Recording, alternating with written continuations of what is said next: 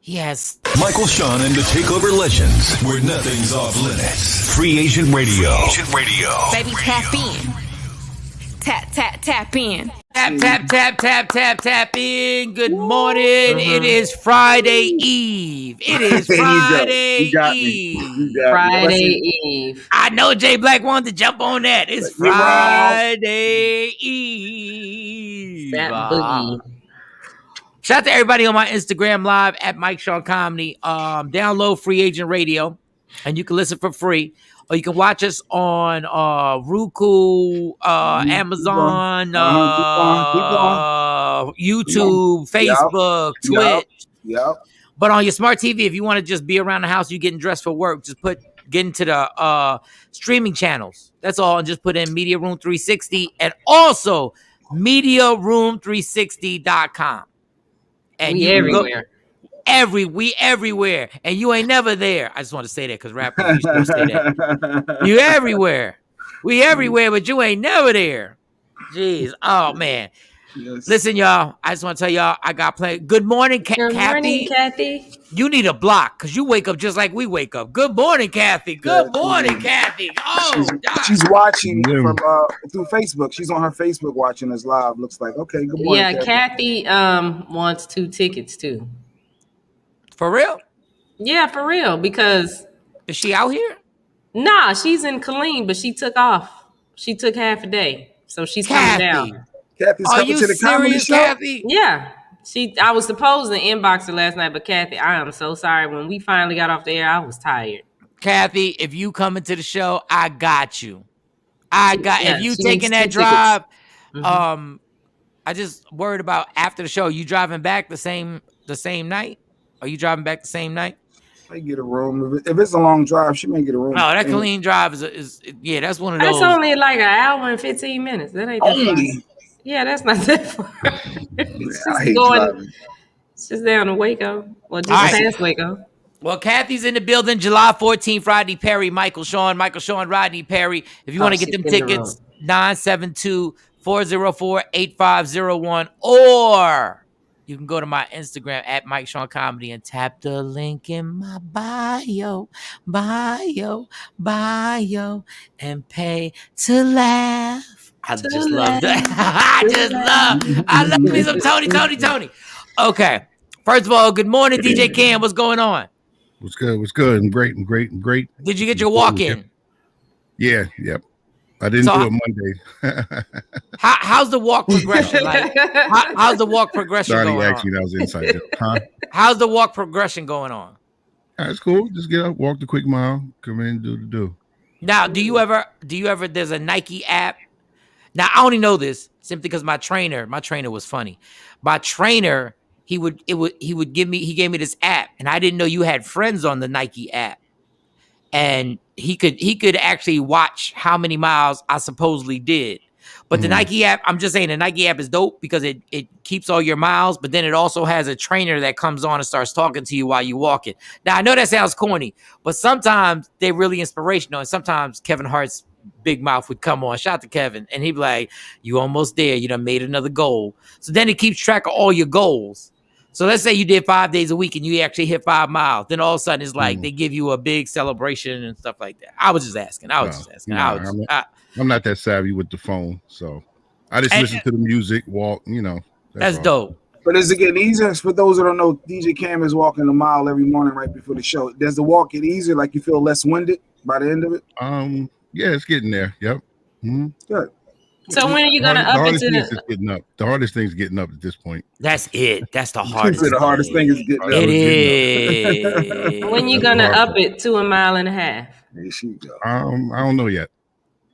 Yeah, you gotta up it once you get. Well, what I gotta do is just walk the mile first. Yeah, right. Well, I was talking to Jay first, but okay. You said that. You've been walking a mile for like a month now. You doing good. Damn it, man. These damn ovaries. I wash the dishes. Yeah, but I'm saying, is there any way you can take out the trash too?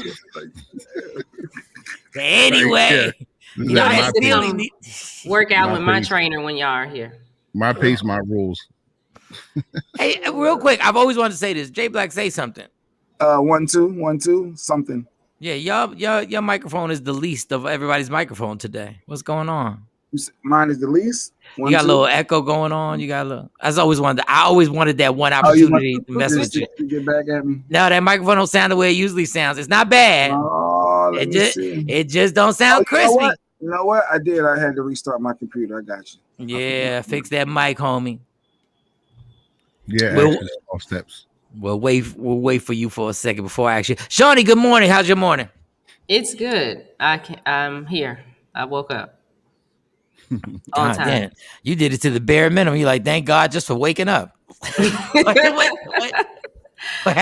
woke you was up. doing I'm too ready much for yesterday? I'm ready for track season to be over. I'm ready for it to be over. No, let me tell you something. I feel like I'm part of an Olympic family. Shout out to my man Action Paul. He hit way to work, Cam. Small steps at a time. Yes. Yep. Gotta Until the crawl before ovaries you say, walk. until the ovaries come in and say, when you gonna do a mile in the hand? When you gonna do I think y'all should train with us and come on the ride with me in Action and his Who family. should train with us? Who? Oh, y'all. A virtual training? What do you mean? The Three Musketeers. Yeah, we can do it virtually. We can do it sometimes with Team Toyota. We've set up with them and had a training that Action ran, and we all got on the bikes, participated. I think y'all should all come on the AIDS ride with us. Well, shout It's out to next year. It's next year, June, and they ride. But shout out to Toyota, and we will always accept a check. I'm about to say, shout out to new Toyota. sponsor is We are always welcome, but Toyota Camry. Well, they're a team. They do the AIDS ride with us, so it's like a Toyota Corolla. Toyota Corolla. Whatever Toyota y'all want us to rock with. I forgot the SUV. There's a Toyota. There's a big SUV. Sequoia. Whatever y'all need. Whatever y'all need, knocker. Whatever y'all need, son. We got you. You need me to ride a bike? I ride a bike. You need me to ride a tricycle? I'm there. All that. Okay. All that. It's 545 miles. And I'm out. Jay Black, good morning. How you doing, Jay Black? All in one city? What type of unhuman nonsense is that? No, it's from San Francisco to LA. You only do about 80 to 100 miles a day. San Francisco to LA. Man, listen. I'll fly Spirit. Like, what are you doing? I meet y'all at the finish line, right? I meet y'all at the finish line. The whole thing travels with you. So you have a city you can break down. You can go stay in a hotel at night, or you can camp out at the site. It's cool. It's really cool. That sounds like that's something that I'm scared of. That sounds like that commitment, because it seems like once you in mile 15, you can't just be like, no, I'm gonna tap out. No, you in. Yeah, you can. You can. Cam, I sent you the Instagram live thing so you can get on here. All right. Number one, we're just joking because that is a huge deal, and I really admire you guys for doing that AIDS ride and cycle, and shout out to Toyota for making that happen. Don't forget Toyota, you can always cash at me. Well, Action is the one, because Action's been doing this for 20 years. Action is family with Shawnee and Bink, and he comes on the comments as Paul. And I had my first phone conversation with Action. That dude, he's another level. Like, he had me crying on the phone. Like, when I tell you somebody who really don't give a F about what you think. Good morning, it's just Marie. He's Mike. Action and Mike are the same person. He had me on. He was like, F what they say. I was like, he put the battery in my back. I almost couldn't listen too much because I was like, I'm about to do my own StreamYard and get on right now by myself. We just log in right now for no reason. He was like, you know what? We ought to put y'all on together one day and just let y'all go. Mike in Action. No, because it'll be over. My emails with Mike's got action. Mike's got action. Pause. And then say pause at the end. Mike's got action. Pause. I couldn't do. No, I couldn't. Like me. Just no. We gotta do that one day. Just one day. No, he should come on the show, and we should say everything he says we don't agree with. Even though we should do a thing where the bulbs go around his square and say everything that Action says we do not agree with. And he'll be Action was like, I had questions too. If they can't answer the questions, they can't answer the questions. I had questions too. And I was getting tired of people trying to say, oh, Mike, just leave it. And I was like, what? First of all, I wasn't even used to somebody supporting. So I was like, I was overwhelmed. I was like, action. All of a sudden, I was talking against myself. Action. There is a certain point, action, where we gotta stop. Yeah. Stop for what? You gotta slow down. Know how old you are? I said, yo. He said, how old? I said, you right. Why? We gotta get kicked off the internet. Okay, yeah, action. We gotta slow down. We can't get kicked off the internet. Yeah, y'all too. I'll watch it though. That'd be good. Oh, yeah, that would be entertaining. That'd be some numbers. It'll like take that. Over. It'll take at least 9 minutes before Jay Black sends me a text. She'll send the link. I need to get in on this dialogue. Send the link. I need to send the link. Happy Thursday to everybody. Listen, okay. I want y'all to take these pet peeves. I have pet peeves today. Okay. But I want y'all to like. I really don't want y'all to look at me like I'm a kid. I want y'all to look at me seriously. All three of y'all. Okay. I want y'all to be serious about this because I did a little bit of research on this. Okay, let's go. I'm serious. Okay. Now the topic ain't serious, so y'all gonna. It's just that I'm by myself all the time. So yesterday, like I got angry. So not angry, but irritated on. Okay. So Burger King has this thing called the Impossible Whopper. Has anybody tried the Impossible Whopper? Anybody? Yes. Okay. Yeah. I like it. It's vegan. I just think it's the fake meat that they've been serving us forever. But because it makes me feel better about cheating on my diet, I'm like, cool. Even though it's still one Impossible Whopper is 627 calories. The regular Whopper is 600, I think 60 or 70 calories. Okay. So at least I'm not eating meat. And after I went to Bink's July 4th party with Shawn, let me say pause 3 times. I ate so much meat. It was ridiculous. Pause. Oh, Mike, ribs, sausages, hamburgers, hot dogs. And then I went back. Ribs, sausages. And then when it was on my plate, I was like, wow. When I thought about it, I said, this is disgusting, but it's going to be tasty. So now I'm trying to break down and do everything. So I ordered Uber Eats and I got the Whopper Impossible Whopper. And I realized what? Burger King, y'all have been around for at least 50 years. Why are your French fries trash? Why do y'all have the worst French fries? And Burger King is the only fast food place that I don't eat all my fries. I never eat. And I was on Instagram Live and I showed people, they was like half of my fries were still there. How do you have, first of all, let's talk about the Whopper. The Whopper with cheese is one of my favorite unhealthy things to eat. Yeah. Like it's up there in like my top 3 favorite things to eat. Like the most unhealthy thing that I've ever eaten is the Baconator from Wendy's. And I've eaten it a few times, but the Whopper is something that after I eat it, I'm still happy when I'm done. I'm like, I know it's unhealthy, but I'm happy. The Baconator from Wendy's, I feel as if my heart could stop at any time. Like after I eat it, I feel like my heart could pop. Facts. The damn French fries, Burger King. And I got into a whole discussion on Instagram Live.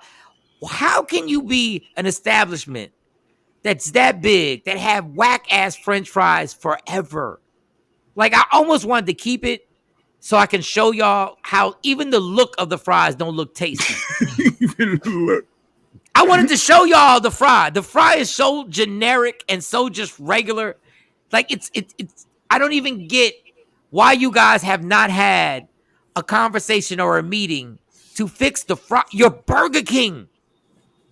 Like the fries. And I'm like, I don't get the Burger King, your fries are trash. So then people started not calling in, but on my Instagram Live. Wendy's fries. They not known for their fries, but Wendy's fries. This is when I know Burger King fries are trash. If you get it, and I've done this before, you get it through the drive-thru. Okay. You don't even dig in your bag to get a Burger King fry. It's automatic when you go through the drive-thru and you got fries in your bag that you dig in and you grab a few. Like Wendy's fries, McDonald's fries are iconic till they get cold. Like McDonald's fries ain't steaming hot, they're whack. Jack in the Box has some good curly fries. Chick-fil-A. Chick-fil-A has the what you call it, the wedge waffle. fries, Was it the waffle waffle fries? fries. Those are delicious. I'm like, Burger King, the simplest thing is the damn fries. Like, what are you doing to me right now? Like, it's to the point where I'm not messing with you, and I'm just gonna order a burger and not get any fries. Like, that doesn't make any sense. Like, who else got? Somebody else said, "Oh, Five Guys." I don't know if y'all familiar with Five Guys. You get a Fries. Greasy but good. Yeah. Oh, but they put them in the Cam. They put them in the bag. They put them in the bag. All over the place. It makes you feel like it's going down. They know you love them fries so much that them fries fall out the bag, and you grab you specifically want to grab the fry that fell out the goddamn bag. You like, hold on, let me get that fry. Let me get this little foster child right here. Mark, good morning. And then Whataburger fries. They're good. Did I ever tell y'all? Whataburger. I guess I told you that I thought it was Waterburger forever. I thought it was called Waterburger until I was in the drive-thru and I saw the sign. So sorry. Waterburger. There's another one. I'm missing. Anyway, specifically, everybody is fries, and then so from that point, There's another one. I'm missing. Oh, that voice is amazing. I love me. Listen, so in the world. So when I got to that, I started, putting down. I started researching. This is how bored I be in my apartment. I started researching like number one, like fast food places, and obviously McDonald's is still dominant throughout the world. It's still dominant. And then and Shawnee said Chick-fil-A. I want y'all to take a guess. How much chicken do you think? How many chickens do you think are killed every day for us to eat this chicken? What? Like you researched this? I'm telling you, dog, I have no friends. Chickens? I have no friends. You do. You just don't never come over. No. I do have Shawnee, but Shawnee's still a distance away. I'm still getting used to having a friend. I'm adapting to having a friend that I can just call and be like, yo, I'm coming over. And be like, well, come on over. How many? How many chickens? You said how many chickens per day? Yeah, are killed so we can have the per day, every single. And this is just for Chick-fil-A, or this is for this is chicken in general. It's chicken in general. It's chicken in general. I'm gonna say about 3.9 billion. Damn, she 1 billion. You were over. Oh. But when this was taken, I think it was 20. It wasn't 2020. It's 1.5. It's 1.5 million a day. Hot fries. Hashtag hot fries matter. Funny action. Hot fries. Shout to hot fries. Shout to hot fries. Let's not. I was gonna say. I'm gonna just say. I was gonna say 100,000. I don't know why. I guess that's too low. She's talking about billions. So 100,000 chickens per day. All the Chick-fil-A's. Kathy said 2 million. Kathy says 2 million chickens per day. So right now, said it's 1 point. You said it's 1.5, right? Yeah, it's 1.5. Oh, okay. Super Bowl week. Super Bowl. There were 8 billion chicken wings eaten. 8 billion chicken wings eaten. We're in the. We're literally in the billions. No, what are you gonna say, Shawnee? Honeybee Foods on IG says it takes 2 chickens to make a 6-wing combo. No. Oh wait. Oh. Okay. My point in all this, I started researching more. Do y'all really think is any possible way that we got that many chickens? Do y'all really think the chicken that we've been eating is really chicken? Oh, that's where you're going. It's processed. We manufacture. We remixing. Dog, there's no possible way that they can keep up with what we're eating. They can't be more chickens than there are humans. Like, it's getting to the point where, like, in order for them to do this, simply in America. So when comedians made the joke, yo, these chickens are bigger than what I've ever seen before, which they are. Like, let's keep it real. We see some chicken that we like. I ain't never seen a piece of chicken that got big ever. We're not eating. We're not eating chicken. Mike, you were bored. You start researching chickens. Okay. Hold on. I'm gonna take you higher on how bored I was. I'm gonna take you higher. I'm gonna go. I'm telling you, I'm gonna go further. Now, when I research this, I'm on the balcony smoking Black and Miles. Now I'm in a whole different level. My genius is now on a whole different level. Cam, Jay, and Shawnee. Give me the pieces of chicken that you eat. Give me the pieces of chicken. Just name the pieces of chicken, y'all. Name the pieces of chicken. Leg, thigh, breast, The leg wing. and the thighs and the wings, wing. the wingettes. I like wingettes. Yeah. Wingettes. Anything else? Come on. I'm waiting for them. Come on. Give me more. Oh well, chicken breast sometimes. Those are the Yes. main pieces. Go ahead. Those are the main. Anything else? Is there a chicken ankle that I don't know about? Is there a chicken? Because chicken ain't got no ankles. Chicken ain't got no ankles. Well, they sell the chicken. We don't eat them. They sell the chicken feet in the store. Yeah, Chicken feet. Make them. Thank you. Chicken Yeah, they sell feet. the chicken feet. And what's that other thing? The G word I saw the first time. The gizzard. Gizzard. Chicken gizzard. Well, Chicken you use gizzard. that to flavor stuff with. You don't. No, but you can order it out here in the drive-thru. It says chicken gizzard. Like I should take a picture. The first time I came out here, I almost quit my job and went home. I was like, they sell what? Chicken gizzards. Yeah. Chicken gizzard. Okay. I don't eat them, but I'll cook with them. But Now, maybe y'all have an explanation for this. And I've asked many people. 3. Many people. Small sample size. That's a specific sample. Small. What part of the chicken is the chicken tender? Or the That's chicken the McNugget? breast. The chicken McNugget? Yeah, they cut the meat from the breast. Breast, yes, chopped up. I don't believe it, y'all. Because the middle of a chicken McNugget, What's the chicken nugget? the little chicken nugget in the middle looked like mashed potatoes. Like, why have I never bitten a chicken ever? Every piece of chicken. You mean a chicken nugget? Yes, Where you getting the chicken nugget from? McDonald's, the chicken nugget. Oh, that's not real chicken. That's not all chicken. Yeah, It's pork in McDonald's. Yeah. And the chicken tender. Like when you eat a chicken tender and you bite into it, the middle of it, I've never seen that middle on any other piece of chicken. Any. From Like think about what. McDonald's? No, from anywhere. If you have their chicken tenders, when you bite into it, in the middle of it, have you ever seen that in any other piece of chicken when you bite into it? Fried or anything? Baked, fried, or anything? Seen It's what? like it's the breast. It's just The cut middle up. of it is this the white part in the middle. Too much time on your hands. I'm telling you, I got too much time. That's what I've been trying to tell you. Look, I'm sitting here trying to.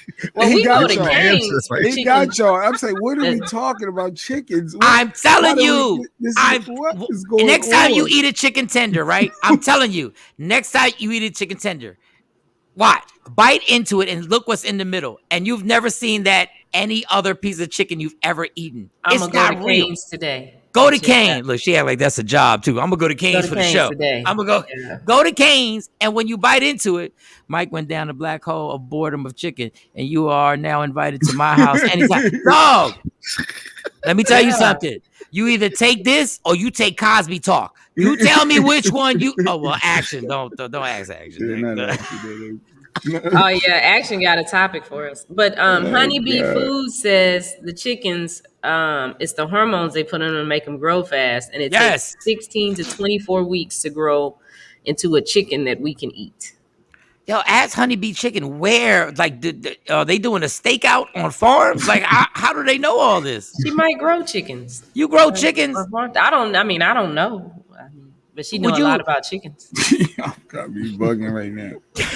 Y'all don't got have me chicken bugging. farms up there? I'm just bugging that Mike Y'all is got on to Like have board. somewhere, farms. not Yeah. that we can see them, but yeah, We they're got somewhere. chicken heads. We ain't got chicken farms, but Yeah, we definitely got chicken heads. Really. Y'all have never cracked the chicken's neck? Run No. the chicken? Nah, You no. never killed the chicken and plucked Johnny. the feathers off the chicken?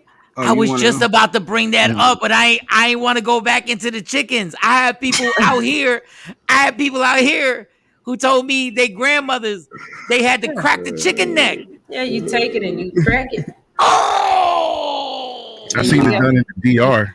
You I actually pull all took the the, chicken we ate. the feathers out. Yeah. y'all wasn't Picked it out sad. and cooked it. Nah. Cam, wait a second, Cam. Brooklyn, you witnessed this?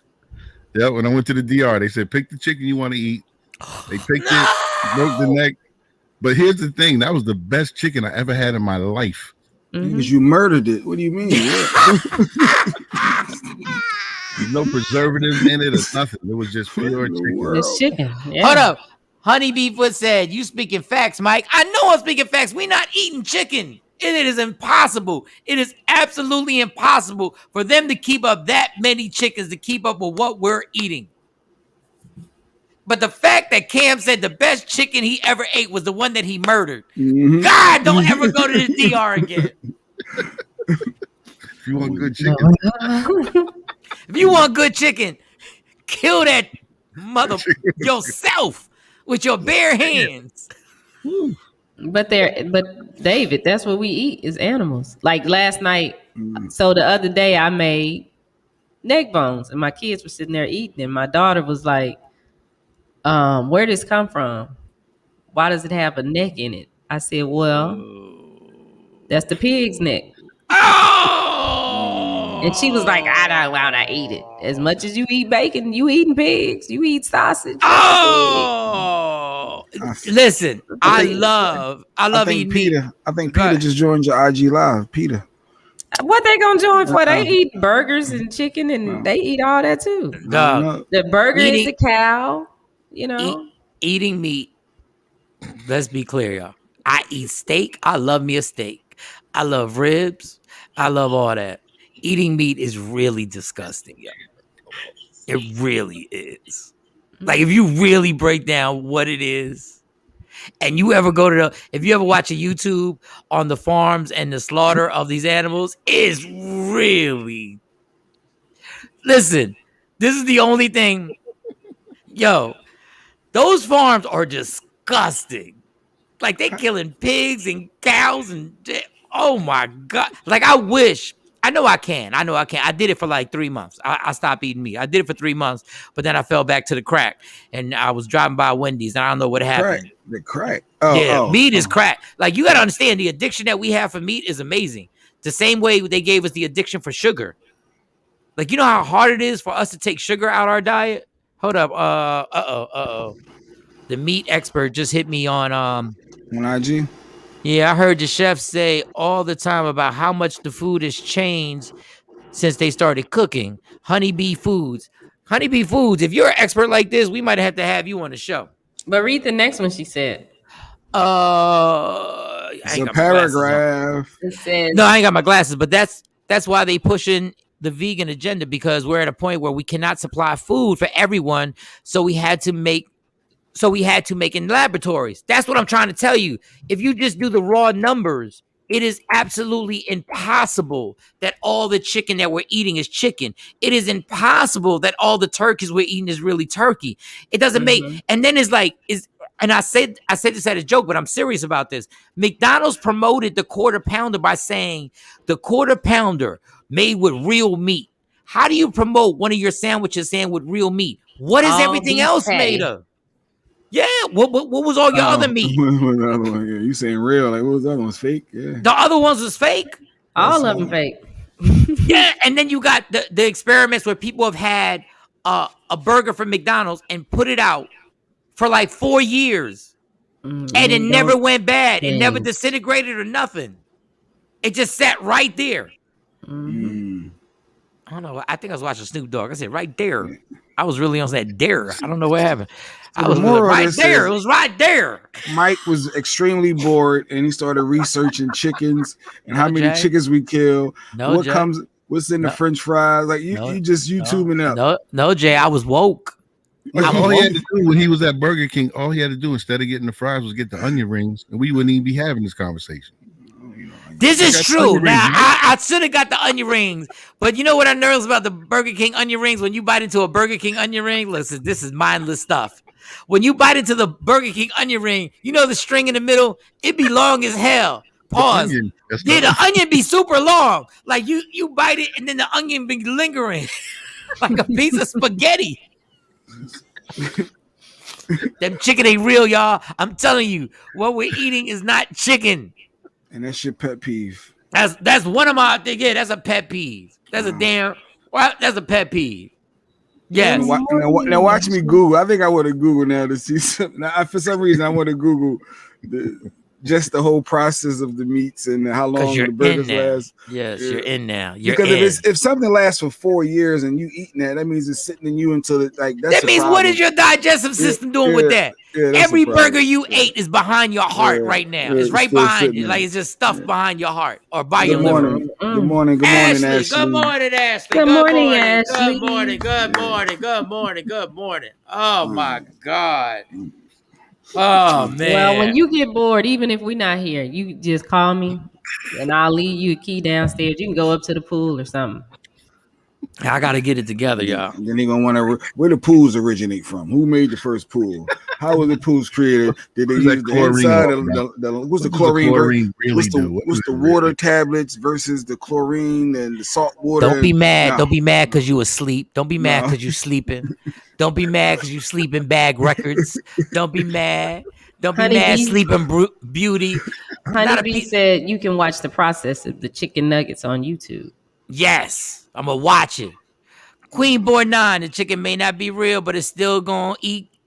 Still gonna eat it. Still gonna eat it. Yeah. Yes, wake up, my sister. My sister, wake up, my sister. My sister, wake. Woke. They don't want you woke, but I'm here to wake you. I'm trying to wake you. Get your head off that chicken pillow. Wake up out that trance they got you in. The chicken pillow. High blood pressure. People shooting up diabetes and losing toes and ankles and arms, and y'all still eating pig feet. Wake up, my sister. Wake up. The Honorable Chicken Muhammad says. Yes, the Honorable Chicken Muhammad. The Honorable died of heart disease. Teaches us to not eat the nugget. Y'all think the cops is killing you? The chicken killing you more than the cops. Oh my God. Why don't y'all video that on your cell phones when you're dying eating the ribs? That's the real Why don't devil. y'all video that with the heart disease and the hypertension? Why don't y'all video that? My sisters and brothers. I'm trying to wake y'all. God put me in isolation in Texas so I could do research, so I could bring it to the masses, damn it. And y'all fighting me. And that's why, Jay Black, I've been praying for you, my brother. I've been praying for you. Nobody should be eating bacon every morning. It's from the pig. It's pork. It's dirty. It's dirty. Well, call me filthy then.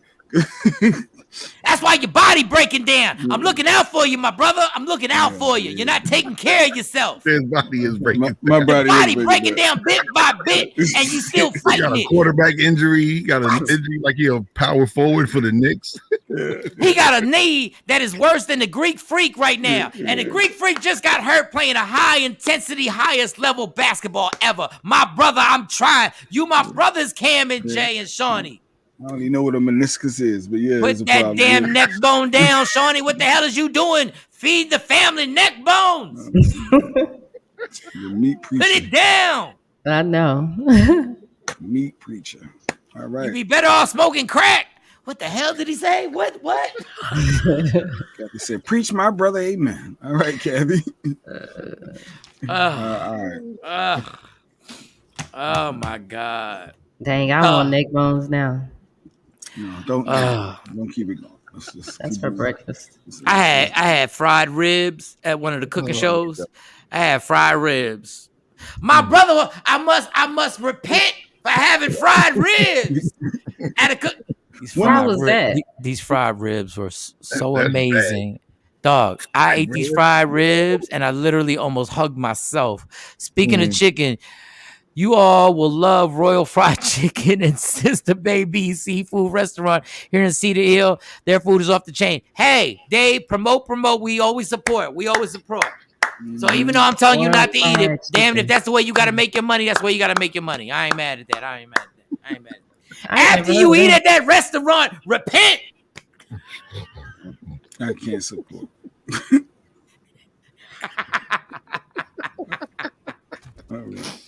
All right, do I have time for another pet peeve, or should we take a break? Because I got another pet peeve. I guess you got time for another one. I hope I got another one. I got another one. Let's see where this goes. This ain't serious, but it is serious. But it ain't serious, but it is serious. It was serious. This is about health. This is what I'm talking about, my brother. Why in the world do you not understand that health is wealth? Health is wealth. Health is when your health fails, what happens, brother J Black? What happens? What happens when health ain't right? I eat more bacon to make me feel better. You die, my brother. You die. Listen, my brother, when your car battery dies, you can get a jump. You referring to the car? Oh my god. When your heart and your body dies, it's very unlikely that they will put them paddles on your chest. I don't know exactly what they call, my brother. It's them paddles on your chest, and they do it. They call it clear. I think that's defibrillators. Defibrillators.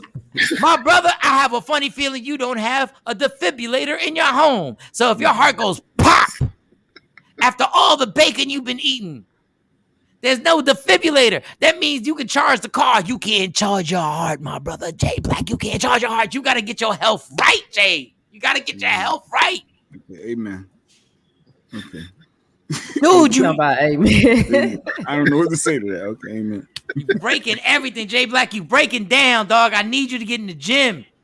Cam is walking. What is you doing? I'm gonna start walking today. My next pet peeve. Walking to that building. Okay. I don't think Jay Black is taking this seriously at all. No, let me hear the next one. Let me hear the next pet peeve. Maybe this will be the one. Maybe this will be the one I can rock with. Let's go. I go to the gym. Oh, I'm out already. Jay's gone. Jay's gone.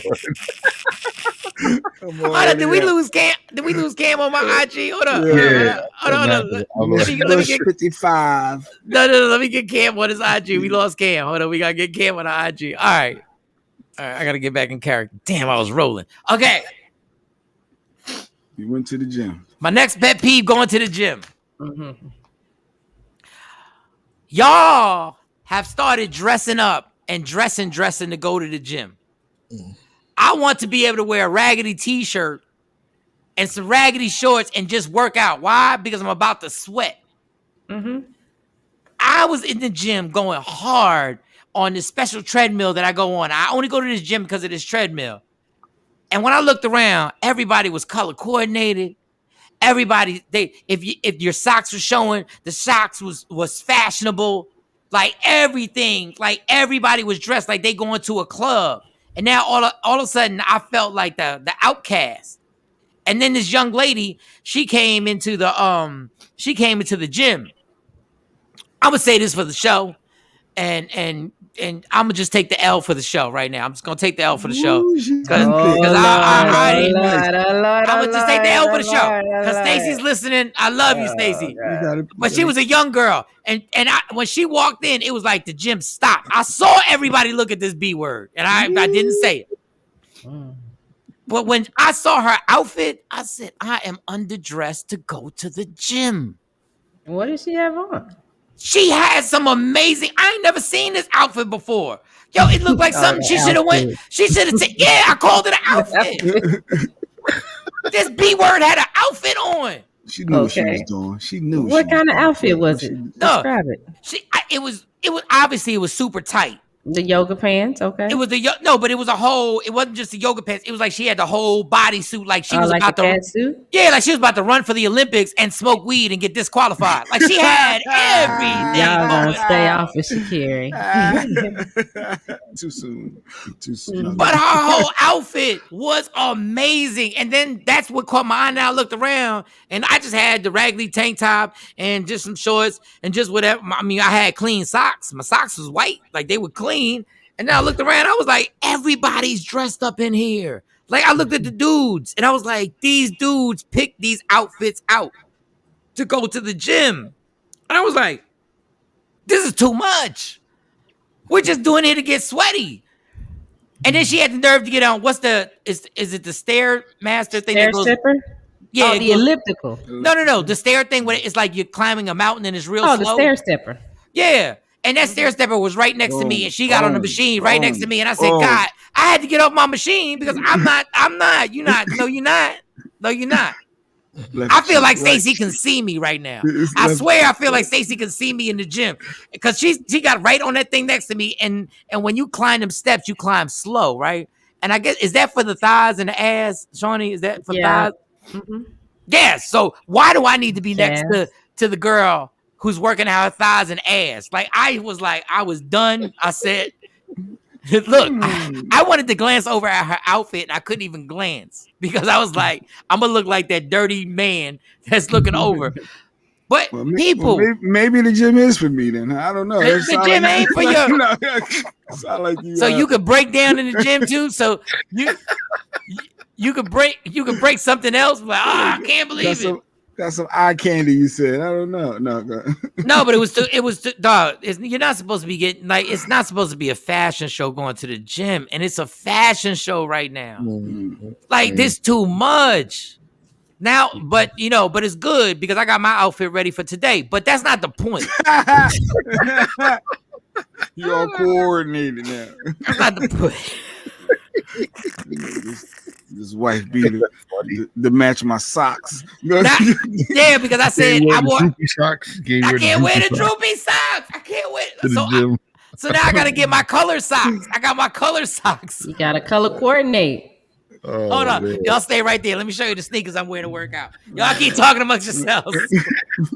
Oh, he got some new sneakers to work out. Sneakers for the workout. Wow. Well, I got sneakers out walking, so I got a whole bunch of sneakers. I buy a lot of sneakers, so not just to work out in at the gym, just for fronting. Well, I like them to match whatever I have on. So. This ain't got nothing to do with no.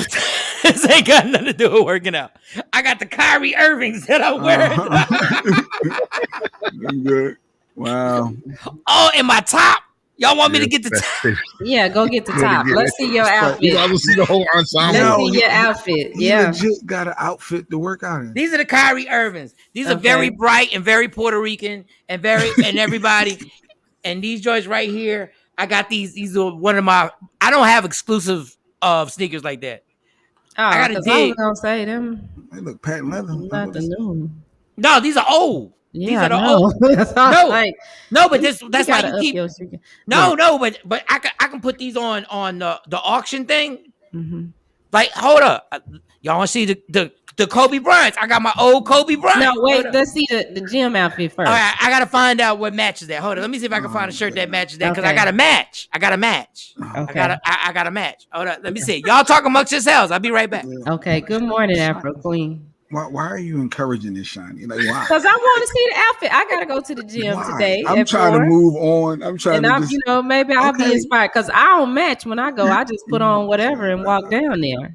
God, I look like the mom in the gym, but it's a lot of beautiful people in our gym. He's excited about it. That's the part. He's very excited. That's why I don't want to bust his bubble. I don't want to bust his bubble. I want to see. Okay, what we got? What we got? All right, so we got options. We got options. Now remember. Okay. Remember the colors. You see the colors, the orange, and it's like look and everything like that. Mm-hmm. So we can either go with the short sleeve hoodie, right? This is the short sleeve hoodie, right? That matches. You got to be colorful. The kids like color. The kids like color. Yeah. So short sleeve hoodie. Okay. It's a short sleeve hoodie, okay. Which I like. Shirt, Mike, that looks like a kid shirt. Tight shirt. I'm a little dude. That was a great compliment. You love that. Yeah. God bless you, girl. God bless. That has her own. That has. So I got this. This is an option. Or we can wear now, mind you, the orange. So I got orange in this shirt, in the t-shirt. That's the one. Do that, not that hoodie. Oh, but this is so plain. No, because you got the shoes, and then you just need to put on a solid short or bottom.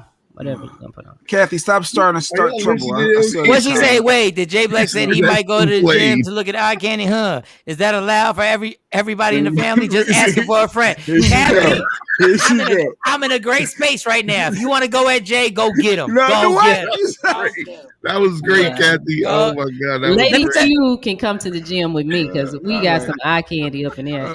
No gym. Gym is over. Yeah. No gym membership. All the ballers come in there, the football players and basketball players. If anybody wants to get under Jay Black's skin, go get him. Because I thought Jay Black was my best friend. But when I was catching hell for the Bill Cosby comments, this N-word was quiet. He on the island. Quiet. The views and opinions expressed a couple times. Jay Black said he going to the gym to check B words out. Yes. No, I'm not using my curses. I'm not using my curses right now. He's like, girl, come sit right here next to me on the machine right here. He said, "Nobody Shawn, these hoes be on this treadmill crazy." I did not. Lady Q, you can come to the gym with me. I did not. You put yourself out there with Stacey. I said, back. let me help him. Yeah. Can y'all stop encouraging this talk, please? Like, can we just move on from the gym? What? Nah, it's cool. They got outfits. Good morning, okay, let's Stacey. see. Okay. He got a different sneaker. He got a different sneaker. Okay. This is gonna be next week. Is my Puma sneaker with the different colors. Yeah, you are Puerto Rican. Look at all them colors. Like, what in the world? Dog, when I walk into a gym, I match everybody's outfit. I told y'all, listen. Right here. Yeah, you gotta go with green off of that one. I think you're right. I think I will go with the green on that. See, this is what happens, y'all. Y'all done made the gym. Now I gotta plan my outfit. I'm gonna be fly. Just give me a minute. I'm gonna be when I get in shape.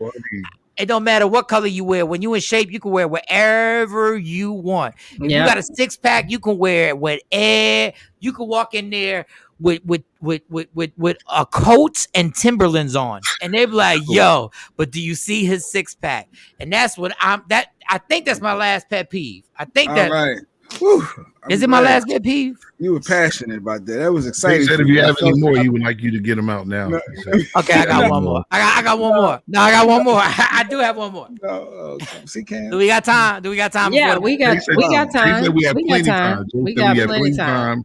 Yeah, we're moving kind of slow on time, so he said you have more than enough time. Okay.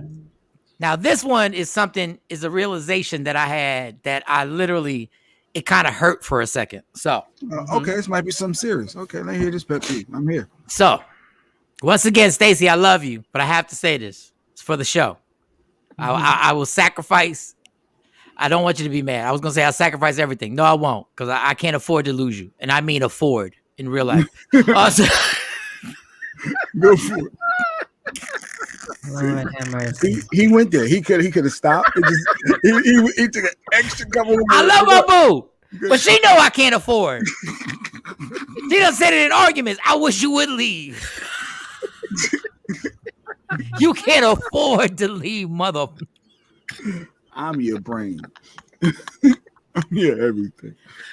I raised these kids. You think you leaving out of here, Scott Ray? All right. So I pride myself on just being, I have a youthful heart, and I've never even cared about my birthday, the age I've turned. I've never cared, ever. And everybody's always said, yo, this is your 40th birthday.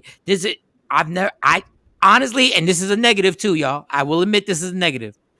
I think the same way or feel that I'm the same person I was when I'm 27 years old, which is bad because that means, Michael, you haven't matured at all. Okay, so I understand haven't matured at all. So I was at the Quick Trip and I was in there getting my little pre-workout drink or whatever that just gets you all hyped up. And a young lady walked in and we're all by the freezer getting our stuff. And a young lady walked in. I could tell she was like 20, whatever. She was in her 20s. Perky. Body just perky. Okay. Just perky for no reason. I'm with you. Perked out. Gravity does not affect a 20-year-old woman's body. Okay. It just doesn't. Calm down, Jay. No, I'm with you. I'm trying to be visually there. Quick Trip. The young thing walks in. He act like he in church. I'm co-signing right now. Go ahead. Talk. Preach, Pastor. No, he walks in and you know what I'm saying? Tap, tap, tap in. Tap, tap, tap, tap. I'm like, wow. But I'm just trying to get this drink. And then I look to the right and there's an older lady, but not older. When I say older, not older.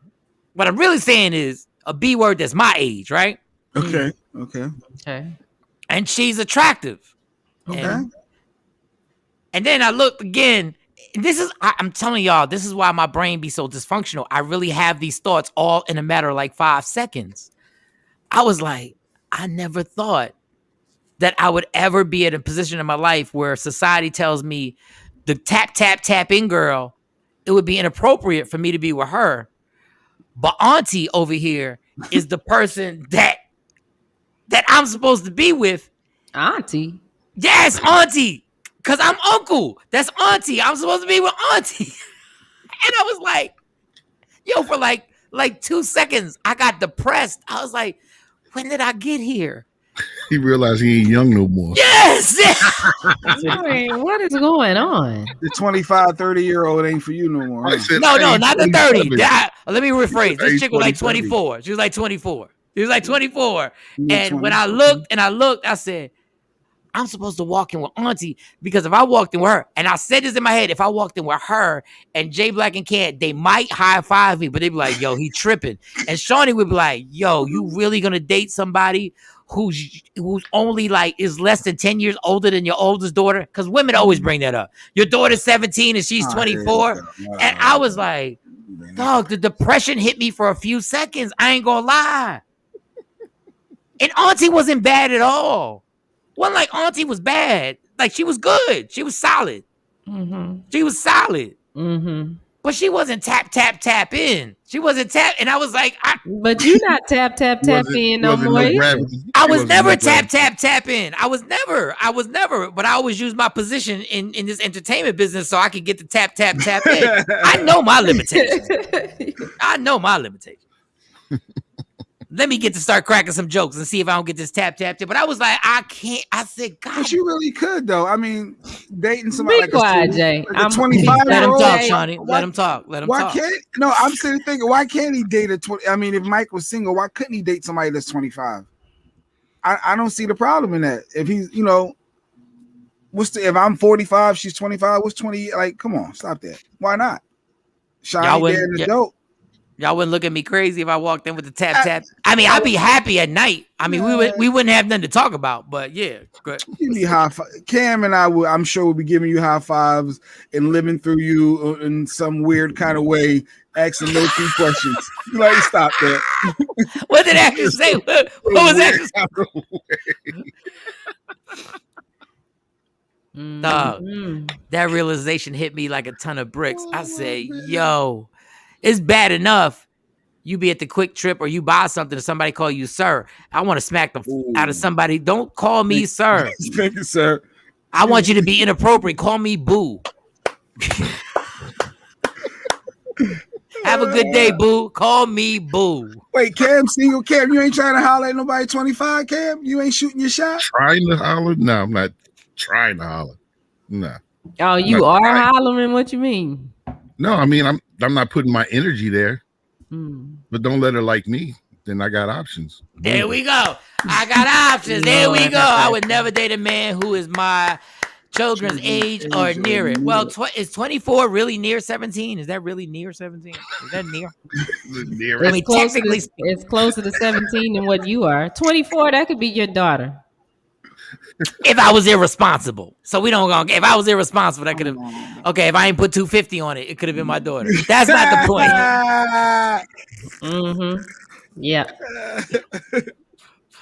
That's 7 years older than my daughter. I think Monty would have a problem with that. I think the fact that they both want to go to not care. Nah, Monty would probably be like, we're going to the same concerts. Yeah, no one. Yeah, Monty would probably. Why y'all bringing your kids for? That's doing too much. Good morning, Storm on the stoop. What up, Storm? Yeah, Monty would have a problem. Yeah, if a 24-year-old walked in and they bought their wigs at the same place.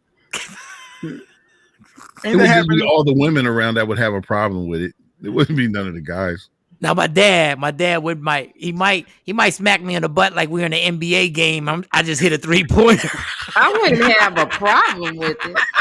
I mean, that's you. If you dating kids, I wouldn't have a problem with it. You date who you want to date, but dating kids. She's a grown woman. I just watched. She can drink. She can enlist in the army. I just watched The Shot. She's not a kid. The Shot is on it, and I just went through all the seasons and got caught up. I started watching Emmett's mom was dating somebody that was his age, and he was pissed about it. So if y'all watch The Shot, it's like, I mean, it happens. He's like, Mom, he's old as me. He's only 2 years older. and he had feelings with his mom getting smashed out by somebody that he went to school with. Like, and then I know my oldest. I know Monty would test her. Real. Like she would test her, and she would test her on the verbal thing and seeing, and then next thing you know, they'd be into it. And then I got to defend, obviously I'm not going to take, this 24-year-old tap in over my daughter, right? Because I just met you. I mean, I don't know. It depends on how good the sex was, but no, you better go hide this stuff. You better keep that on the DL. Stormy Weather says cougars do it all the time. They do. I mean, men do it all the time. They date women that are younger. I mean, everybody does that. Well, not everybody, but it's common. All right. The moral of the story is my mortality came into effect. The reality hit. And the reality hit. And when I went to the gym, I went harder. Like I was like, wait a second, I gotta get right. I have to get right. I got to. But that was a reality check. Like, and it only lasted a few seconds because honestly, it really does. I really don't care about age, but sometimes it will hit you when you realize, and I don't want to be dark because Jay hates this. Mm-hmm. You can't think about it too much because you realize you are closer to death than you ever been in your life. Yeah, you getting older. Every day. Every 24 hours, you don't know what your schedule is, but you realize you got 24 hours closer to dying. Like you're like, no matter what you do. Like we just did this show. We started at 6. We are now on my central. We are an hour and 7 minutes closer to death. Do you know how depressing that is if you think about it like that? I had to shake it off. Yeah, shake that off. You should embrace getting older. But imagine that 25-year-old try to holler. You'd have been like, if I was single. I mean, even you say, like, I still got it. No. If I was single, I would have blasted her pipes in the parking lot. Listen, no, I'm playing. I just had to say it. I had to say it. It's a comedy oath. I have to say it, y'all. I'm obligated as a comedian. I have to say this stuff. You gotta acknowledge it. All right. Like there are people who are mad that I call women vaginas and ovaries, and they're like, it's disrespectful. Yes, but it's funny, and I have to say it. It's just funny to me, and I understand. I have daughters. Well, there's nothing wrong with that. And I think my daughters don't like it. Like if my daughters heard me call them ovaries, I think they'd be confused at first, but they'd be like, ovaries. Vaginas might be harsh, but it's funny. Ovaries is funny. That's what they got, right? They got ovaries. I mean. Listen, he would have blasted her pipes in the parking lot. Y'all dicks, that's okay, because y'all got dicks. Whoa. You gotta use the medical term. Penis. You gotta use the medical term. What are you getting mad at? I'm just saying. You gotta use the medical term. Y'all got them, right? I didn't say P word. If I would have called everybody P words, I would have understood. We call y'all balls. That's still not. No, it's got to be testicles. Scrotums. We need more scrotums on the show. Scrotums. Yes. If you called us, that's funny, Shawnee. Next time I say all these ovaries, like here go the scrotums. Yeah, that's good. I like it. That's funny to me. She gets so offended. The scrotums are back at it. The scrotum monologues are back at it.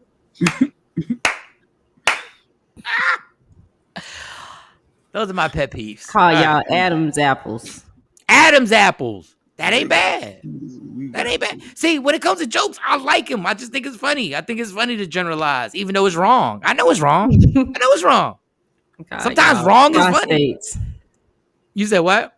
Call y'all prostates. They go to prostates. That's another. Now that one, my friend. They go to prostates. Yeah, that's funny as. That's good. You should keep the prostates. Write that down. So I was hanging with a bunch of prostates. That's good. Sound just like a prostate. That's a prostate comment. It's a prostate problem. It's a prostate problem. All right. When we come back, y'all will tell me what we're talking about, because I just get my pet peeves, and I've gone on for so long, I can't even tell you about the awkward situation when I was 17 years old with my cousin Nelson. Oh yeah, we didn't get to that yesterday. The awkward story. You said The you were going to awkward talk about story, it. yeah. It was You got to do the a awkward story. TikTok it was a TikTok nurse too. You said you was going to talk about. Oh, the TikTok nurse doing the TikTok. She's been out for a minute. Let's talk about the TikTok, and then maybe we'll get to the awkward story. The TikTok nurse has gotten in trouble, got suspended for doing TikTok videos at her job. Yeah. I think that statement is self-explanatory, but she need help though. She got to go fund me. We need to support her, right? Let's go. No, you're not. Oh. I want to hear the awkward story. Yeah, it was a real weird story. It's an awkward story. But let's talk about the TikTok nurse who was shocked that she got suspended from work for doing TikTok videos at work. Who would have thunk it? Who on God's green earth would have thought you would have got suspended for doing TikTok videos? TikToks is just 2021. It's part of our culture now. It's fun. It's entertaining. God. Alcohol was part of my culture. When they found out I was drinking on the job, I got fired. Which is crazy. Oh, which is crazy. Yeah, people get high on the job. Oh man, it's entertainment, it's show business. So what? I was a little Slurville. Come on, I'm a star. All right, listen, let's take this break, and I'll make it quick. I'm gonna do 2 inhales. Everybody on Instagram Live, download Free Agent Radio. Y'all can hear it. If y'all want to look at it, watch it. Media Room 360 on all streaming platforms. All stream TV, Roku, Amazon, Facebook, Twitch. But if you got the Roku TV, all you got to do is punch in Media Room 360 on the streaming channels and MediaRoom360.com. Oh, I try and break it up so that you got. I know that's a lot, but just hold us down. We'll come back in 4 minutes. I'm gonna shut down the Instagram Live and I'll come back. It's Michael Shawn and the TakeOver Legends. Yeah. What up, y'all? It's Michael Shawn letting you know the biggest comedy show of the summer is about to go down.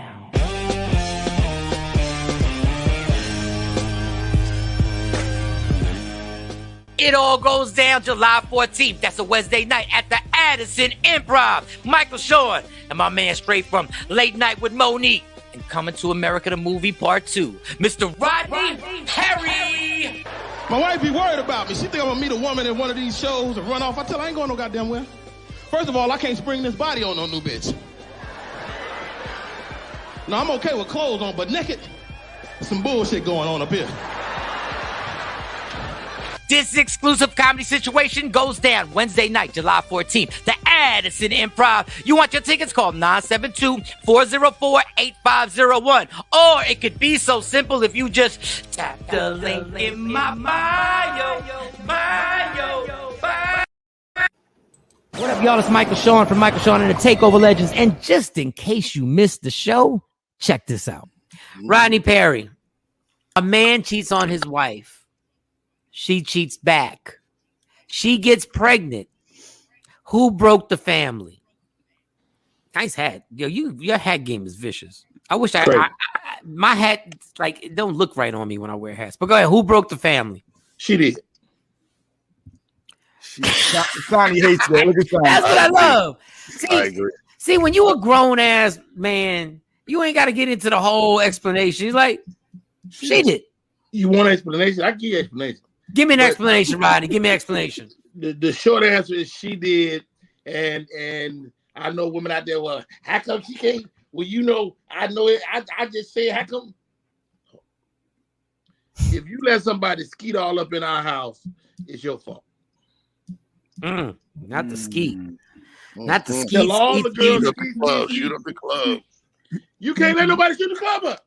But he could have did the same thing, and the woman just didn't get pregnant. How we know he ain't? How we know he ain't raw dogging? How you know that? First of all, Miss Scott, okay. Miss Scott. What we're not gonna do is try to make this into something else. Now, is he wrong? Yes, but the family can be put back together as long as it ain't no kids. When the male ego is fragile. Very. Very fragile. So I don't care. Guys do this all the time. Women cheat, and then they like. So it don't even have to be a kid for it to be over. But Absolutely. a kid make it even worse. Like a woman will accept your outside child, but I don't know 0 guys is going to accept an outside child from his wife. Well, it's I've wrong, Miss Scott. It's wrong. I know. It's wrong. It's wrong. That's what I've been trying to say. It's wrong. It ain't fair. Not fair. I'm sorry, Miss Scott. That's like, you know what? I'm gonna take one for the team. It's wrong. Michael, Shawn, and the TakeOver Legends. Your escape from reality. Right here on Free Agent Radio. What up, y'all? It's Michael Shawn from Michael Shawn and the TakeOver Legends. And just in case you missed the show, check this out. 1, 2, 3, 4, 5, 6, 7, 8, 9, 10. His bass is bad. Michael, Shawn, and the TakeOver Legends, where nothing's off limits. Free Agent Radio. And then also yesterday, we spoke about the 5-year-old who Jay Black is obsessed with this badass kid. So a badass 5-year-old walked out of school. Right? And a cop. So the cop found the kid roaming the streets. A 5-year-old. Hitting them streets. Hitting the streets. I'm uptown, baby. Uptown, baby. I think he threw the rock sign. He's like, it's the rock. And he was just walking the streets. A 5-year-old left school. Michael, Shawn, and the TakeOver Legends, where nothing's off limits. Free Agent Radio. Don't never stop if you want to be on top. Yeah. Tap in.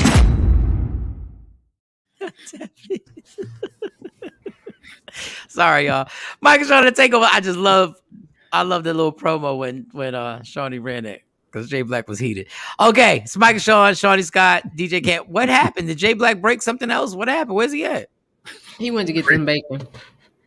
Break something else. Jay Black, what type? He went and got the bacon. He went to get the bacon. No, he didn't. It's early. He started smelling it at the end of the show. He was eating the bacon. He was eating the bacon for real? Mm-hmm. That's why he late to come back after the break? Mm-hmm. Mm-hmm. Oh, we gonna give him the He had to go downstairs. Oh, we gonna get somebody call him on speakerphone. Nope. I'm here. What do you mean call me on speakerphone? What type of producer are you to come back late after the break? Well, sometimes you gotta deal with family, and when you say stuff about the gym and hollering at young girls, sometimes you gotta answer questions. Yeah, boy. Yeah. Once again, hold on. When I say stuff about the gym, I ain't say nothing. No, him. When he did. I was co-signing. You. It's for the show though. And Kathy bringing up, is that good for everybody in the house asking for a friend? Good morning. Hey, Tam. You ain't got no pull over there. You ain't got no juice over there, son. No. Told y'all. I'm the used husband in this relationship. What up, Tam? Good morning, Tam. Tam. Oh, and then tomorrow we got our Dr. Aaron Smith coming tomorrow. Did you mention that he might be going viral? Dr. Smith. Yeah. Dr. Smith might be going viral. He called himself a racist. Mm-hmm. For those who are watching, that went viral in New Jersey, Mount Laurel, my part of town. He called himself a racist, and they got into a little something. He has the actual footage. He actually did the video, did the whole thing. So we're talking about it tomorrow. I thought he was gonna fight the man, like put hands on him. Not with a cop there. Nah, not with a cop there. So, y'all don't understand Dr. Smith. He seemed like he bowed it. Like I could take him to Pleasant Grove with me, and it'd be all right. That's what he seemed like. He seemed like that dude. I'm glad that you recognize. Yeah, that ain't the one. You don't want no smoke with him. Like Mr. Smith has evolved into a very responsible, intellectual, supreme being. But I've been with him. And he done loose. You think I'm a loose cannon? He done out loose cannon me many a night.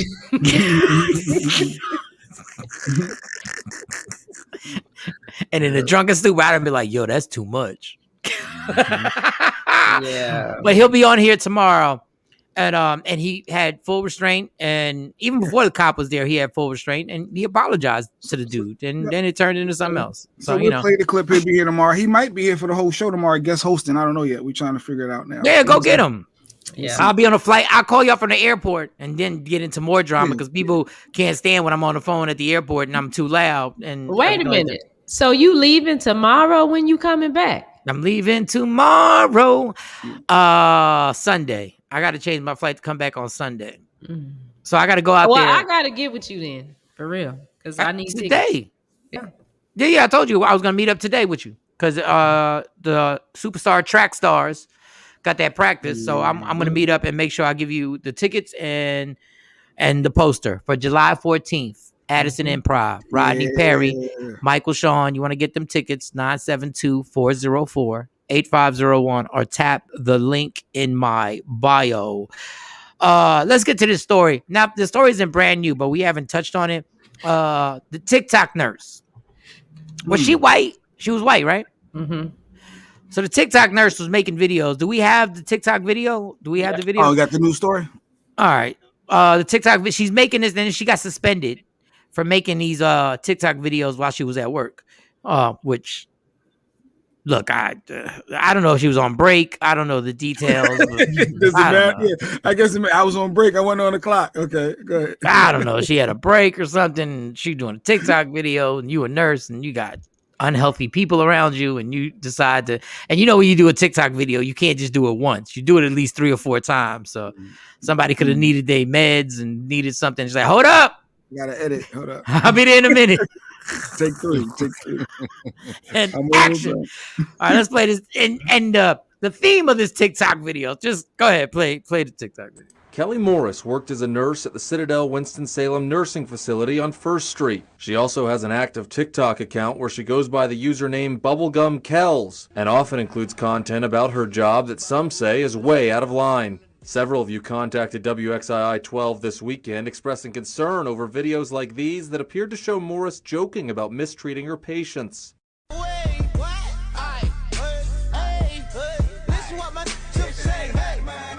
Morris says they're just jokes, but she's been suspended by her employer and now has created a GoFundMe page entitled TikTok Got Me Fired, So Feed My Kids. As of this afternoon, the page has raised $55. Oh, bubblegum kills. So I am gonna go ahead and delete my initial apology video. The section is just really negative, and she needs some support, Mike. She needs some help. All right, she's got a new video up there. I know, but sweetie, listen. She deleted all her videos. Yeah, but I bet.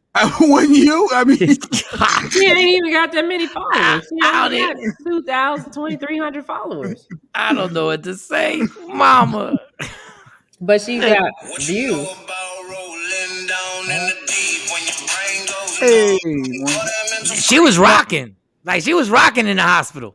Tam laughing at 55. No, I just checked. She's up to 305 now, Tam. So people still donating. Although they're making comments as they donate. One guy donated $5 and said it's for some new hair dye because they was coming at her hair color because she had the pink hair. So, but yeah, she's up to 305. She need help. She lost her job. I mean, why can't you have fun? Why can't you have fun?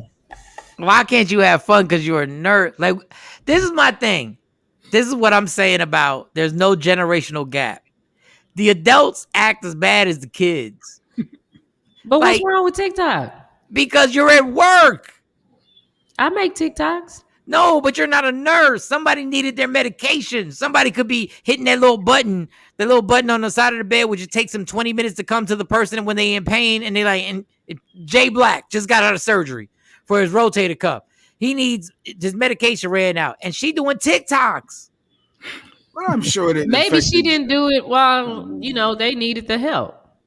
No, you can't. You can't do it. You can't. Like this one is me making sure all my patients sleep at night because they kept me up last night. Hold up, but there's the other one. Let me just be clear. The one that she got in trouble for the most was the most inappropriate. The pill one. But it was the funniest one. Yeah, when basically she was acting like she was gonna OD her patients by just putting a bunch of. But you can't say that. You can't do it. Well, I mean, she was just playing. It was funny. Like she said, she was meant to be. So comedians can't joke now? But my thing is like She's a nurse, she's not a comedian. The hospital, if somebody dies on that floor, right, or has a lawsuit against the hospital, on the floor that she's the nurse at, and says they weren't being treated, they can get like millions of dollars in lawsuits. You can't. It's hilarious if you weren't a nurse and put on a nurse's outfit and made believe you were a nurse. You can't do. It's like a cop making a video, a TikTok, making believe he beating somebody. And make him believe he's about to abuse somebody he arrests. But ain't nothing funny in it. No, it might be a black guy. Let's say he's a black cop. And he's mocking what white cops do to other black people. And we be like, yo, and we go like, yo, that was funny. But you can't do it. You can't. I was entertained with the nurse. Bubblegum Kels. I might go to her GoFundMe to give her some. Right, let me go to your weak spot. Let me go pause with the weak spot. Let me go to your kryptonite. Yeah. Let's say one of your kids was on that floor. And one of your kids needed attention and was going through, let's say, severe migraines. Let's just keep it real simple with severe migraines. And you found out that the nurse that was supposed to be giving the medication to your son was doing TikTok videos on that floor while your son was there. And you don't know if that was a moment where he needed medication and she was doing take 12.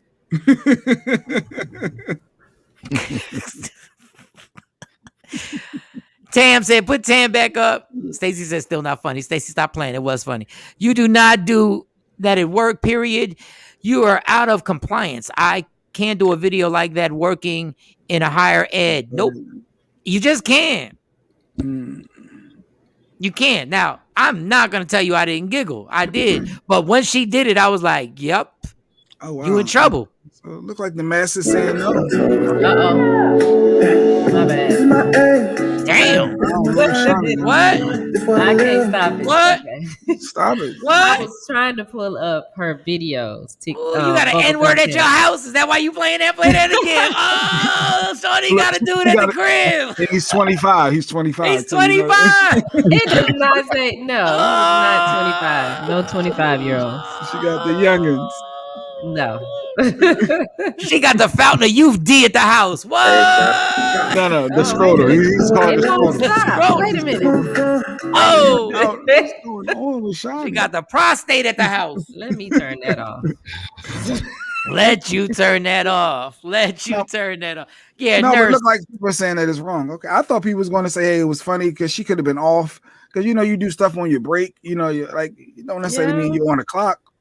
But I guess the perception could be, hey, you're working. But she did it at the station, at the nurse's station. That's what made it so official. She did it right at the nurse's station. She was like, action. Yeah, she was on her break. Who knows? Yeah, what if she was on her break? No, you can't use the facilities on. First of all, Jay Black is just doing this out of nothing because he knows he's Mr. Corporate Man. He knows at the place that he's the boss at, if he caught, and it's a Saturday night and it's packed, and he caught one of his employees doing a TikTok, he smacked the phone out their hand. You would, Jay? You want her to finish? I wouldn't get physical, but yeah, it's a prop. Can't get physical. Just a minute. Hey! What in the world? Wait a minute. Oh, he hit you with the boom bap last night, Shorty. He hit you. She can't stop playing the song. Wear them Spanx again. But yeah, so that's like a babysitter taking care of your kids and babysitting your kids and making a TikTok video about abusing kids, and you be like, what? And she's like, I was just playing. They bad, or making a TikTok video about your kids being bad as hell, and it's funny. But she's making a TikTok video while she's babysitting your kids, making your kids be like they was bad as hell. And you be like, God, I can't. Tam is lit. She said, can't do any of that showing stuff in the background, higher ed logo, etc. You can't do that. No. She said it's a strong no. Yeah, no, you can't do that.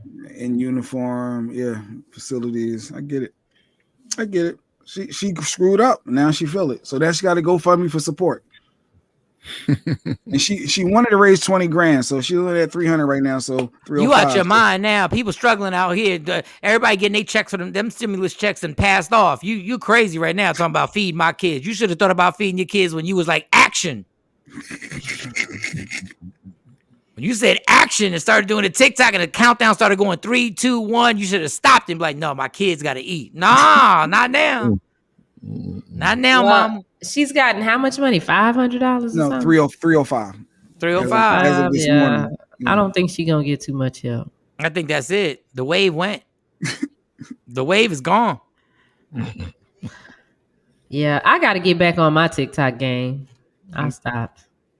Not at your job. Well, at your job you can't. Well, you can't. Well, you know what? One of the jobs actually wants me to start doing them. Exactly, because I'm like, I don't even feel like doing it. But that's the blessing of doing our job. We're not trying to save lives, but we kind of are mentally. But we're not gonna get deep with that. But we're not trying to save lives. Like you got a responsibility. Good looking honky. Is that? Did I read that right? What? Wait a minute. What? Wait, put that. I'm just trying to read. Wait, is this legit? I saw good morning, thought it was real, but wait a minute. Mike, ladies and gentlemen, good morning. Peter North here. Old adult film star, always great content. Thanks, Peter. Oh, wait a minute. You an old adult film star? Like you old or you used to be a this ain't real. This is not real. His name is good looking honky. Oh, you know what? That might be. That's a joke. That's just a joke. But Who that might be? Who that might be? I don't know. But yesterday we had some messages that I had to. I didn't put up. Yeah. Oh, put them up, but put these up here. Like let them retired. He's retired. Let them come in. Let them. Oh wait, it says just retired, honey. I thought he said he's retired. Who did you work for? Well, I mean, where were you at? Playboy. I got questions when he said yes. Hustler, you know what? What were you doing? And what type of porn was it? Because you said yes, retired honey. What type of porn was you doing? Feel free to chime in. That could be an interesting. I got time. I got super time. Maybe they can call in. I don't know. I don't know. And speaking of the nerves, so I look at like. There you go. Well, no, let's just read what they write first. We read your comments. Okay. Oh, straight. Okay. It doesn't matter to me. I just want to know, for those who don't know me, let's just say I can shoot a bird off a tree branch nude. Oh, thanks, right. Peter. All right. Yeah. Can you put pause at the end of that? Maybe what, like with a gun? Are you talking about? You know darn well. Look. Shawnee done perked up. Shawnee done perked up. This is my name. This is my aim. I think my internet is messing up now. Yeah. Oh my God. I keep going out. Oh, I'm slowing up right now. That threw me for a loop. I'm sorry. Yeah. So, you're good looking honky. I like the fact that good looking honky is willing to play. I appreciate that. Stacy Mitchell say, "Yuck! What are we doing yuck for? That's not fair. Why? Why is that? Why are we yucking? Why are we yucking? Why are we yucking? Lord have mercy. Why are we yucking, Stacy Mitchell? It's not Friday yet. It's Friday Eve. It's Friday Eve. Oh, man. But send all the comments you want, y'all. If you ever want to call up 609-699-1386. Oh, and speaking of nurses, because Stacy said, this is what Stacy, my fiance, is the only person who can talk some sense into me. So we had Dr. Hall, Kanish, right? Kanisha. I had it right the first time and I didn't want to say it. Stacey said, Mike, I'm not saying what was going back and forth. I'm not saying you're wrong. She said, but you have to address your delivery. She said, sometimes when you're talking on certain subjects, your delivery is just aggressive. And you just, you know, sometimes people take it. And she was like, I really liked her on the show. And I said, Hold up. So in radio, normally when something happens, you just stop talking about it and it disappears and goes away. So you want to talk about that? That's what you're doing? Yeah. Oh. Because I didn't agree when I was doing radio, when I did radio and they told me not to talk about it and it disappeared, I didn't agree with it. Just like when somebody got fired and we never addressed it on the radio, I thought it was disrespectful to the listeners not to say that the person who spent all these years on the radio never got acknowledged.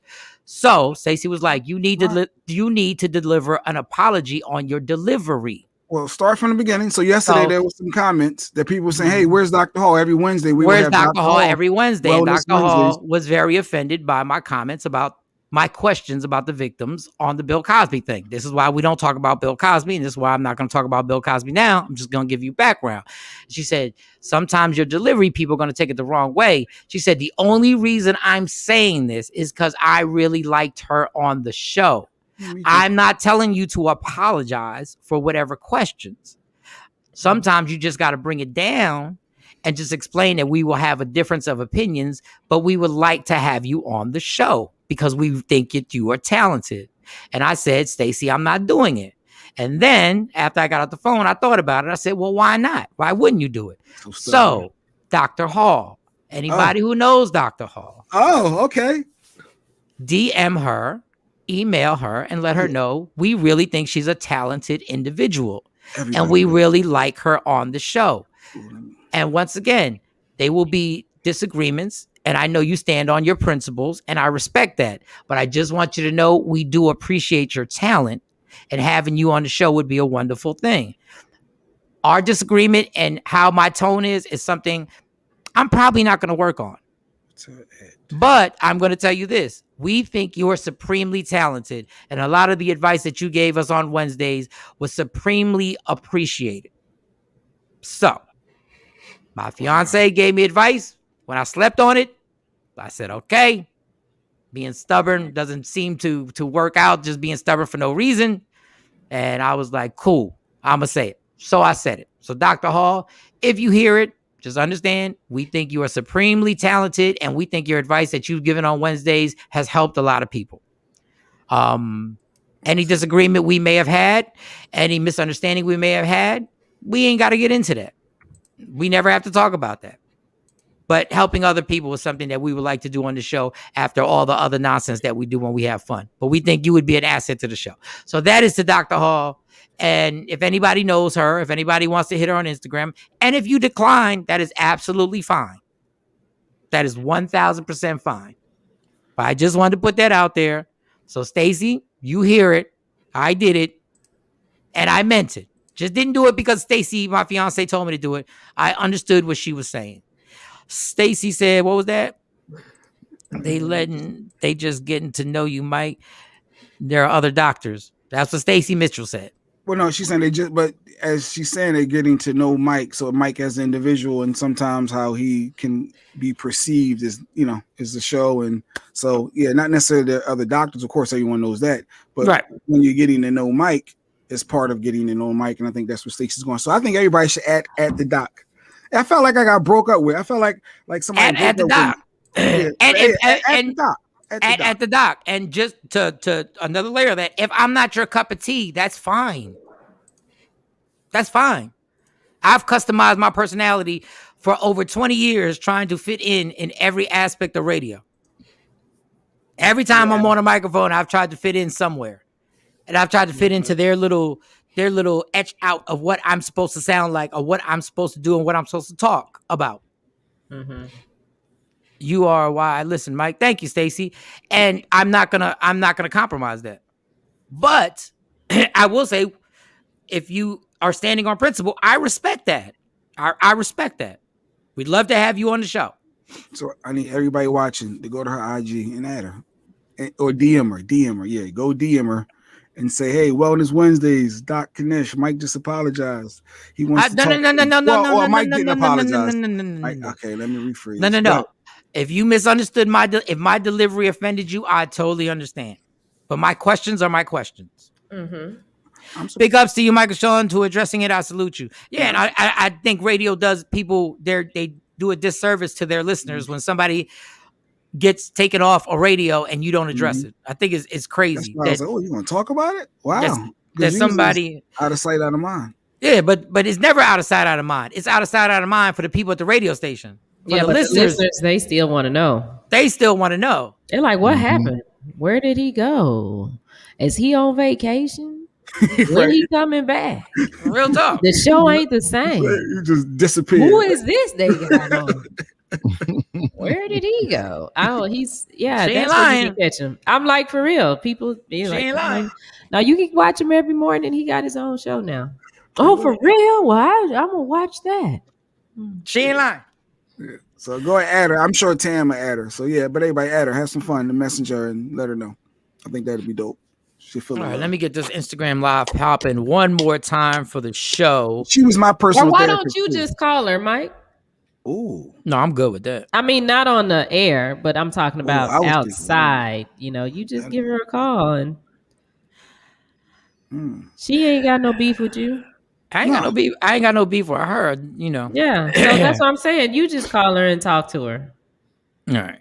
Because I sent her a text. I sent her a text like somebody like behind the grass, and then they peeking their eyes up looking. You know, I just sent that to her like I was peeking looking. Anything over there? She hit me back on all the hearts and love. It was a funny text I sent them. Like, yeah. But at the same time, look, I've talked to her. Stacey said she'll be all right. What's wrong, Stacey? You weren't feeling the doctor? No, Stacey was feeling the doctor. But you know, I mean, but there's a certain point where you like, I extended the olive branch, and I'm not gonna keep talking because if I keep talking, then it's gonna turn into something. Yeah. I want to hear this story about you and your cousin. You keep trying to get off of him. You've been talking about this to me. Call me all in the middle of the night. I got this, and we're gonna talk about this. And I got an awkward story. I've been waiting for 4 days for the awkward story. Shiny really want to hear this. We actually talked because my cousin Nelson, right? Let me get everybody on Instagram live first. Let me get Jack into the story, yo. No, but she's right because it better be funny and it better be good. No, it's not even. It's not even. Better be something. Like for guys, this is more. Well, Shawnee, don't take this the wrong way because you got guy tendencies. So you kind of, and Sexy Mo does too. So when I tell stuff like this, but it's really a silly story, but we never even understood it. How it was a pause. I call it a pausable moment.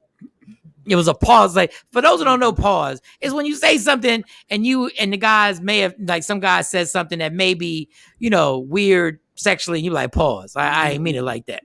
Hold on, let me get Jay on air before somebody. Send me another one. Yeah, because I know with Jay, I got to send him an invite and I got to send him a singing telegram. Hot Air Podcast, join. What's up?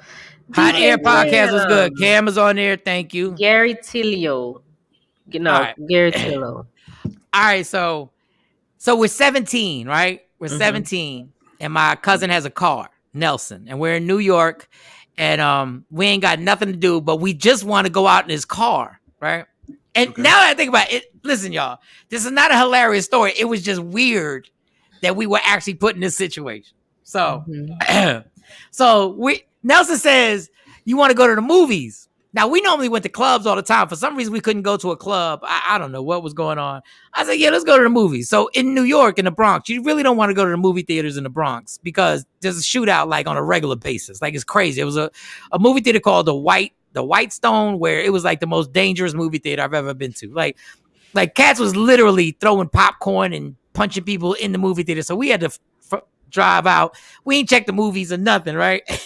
So when we get there, it's like a white movie theater, and Prince has a movie. I don't know if y'all remember. It's not Purple Rain. Purple Rain? It's not Purple Rain. It's not Under the Cherry Moon. It's not Under the Cherry Moon. And I'm bugging. I'm like, Prince got a movie?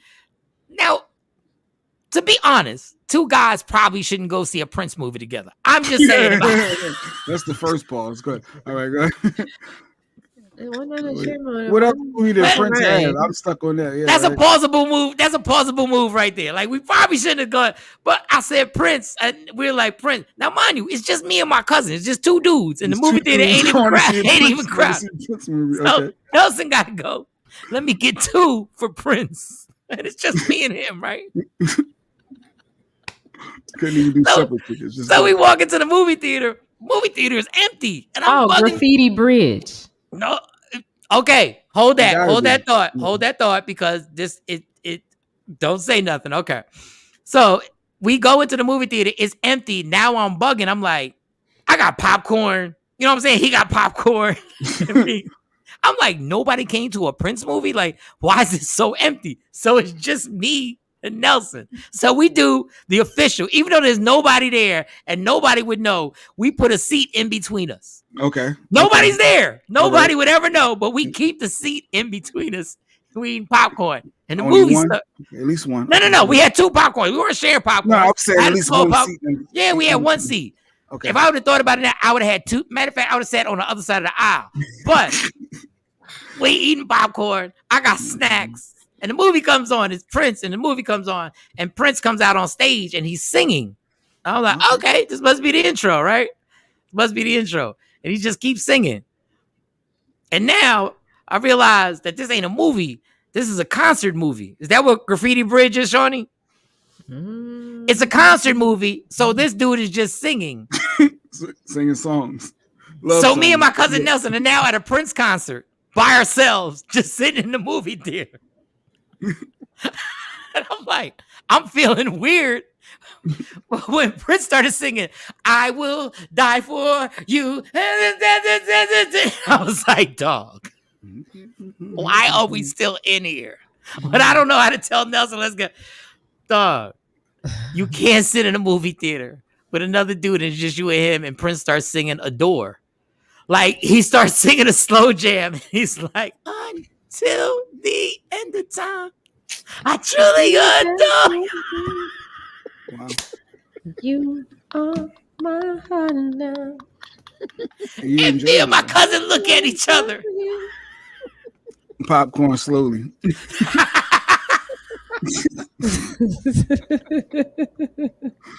And my cousin Nelson looked at me and I looked at him. And I was like, yo, I don't care. We got to get out of here, dog. We got to go. Wait, you saw was it? You left? You didn't stay to the end? Hell no. I was like, dog, what if he does Darling Nikki? Like, what if he does all? We just, I mean, but y'all ain't sitting next to each other.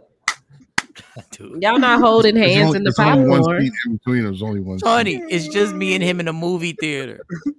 It's just me and him.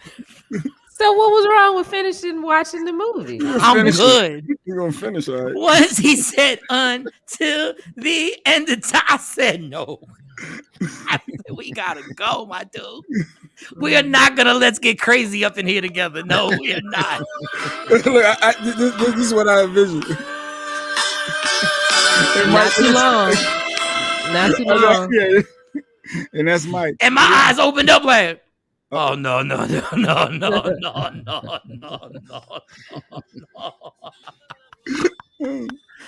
You want some Junior Mints too? Or no? The funny thing is that he said when I was on the phone with him, he might be at the game night. I don't know. I'm trying to get. He said, Mike, do you remember when you got in the car?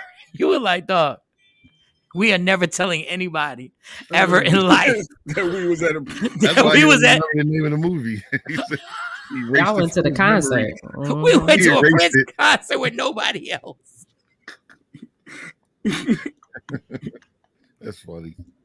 That was the awkward story that I had. And when I tell you I was crying, because I totally forgot about that. And I was like, as much as we say pause, and I think it was because I said pause on something, and he brought up the story. Man, listen, there's no way in the world. First of all, listen, Jay Black, no, there's no way in the world he would have stayed there for all of 7 minutes. He would have been the first one to jump up and be like, yo, what are we doing here? And why is Prince still singing in that outfit? I don't think me and But why is that so hard for y'all? It's you just sitting there watching the show. I don't know. What's so wrong with that? What makes y'all? It was just weird. I don't know. Maybe it was the way we were raised. It was just something. Like, you're absolutely right, and it's childish. But I tell you, and they picked the matinee. Go when nobody else is there. Yeah, we all by ourselves. So what? If weird moments. I mean, it's like if I went to a movie with my girl cousin and we had a seat in between us and we didn't know how sexually explicit this movie was, right? And there's some crazy sex going on and I'm sitting there with my girl cousin.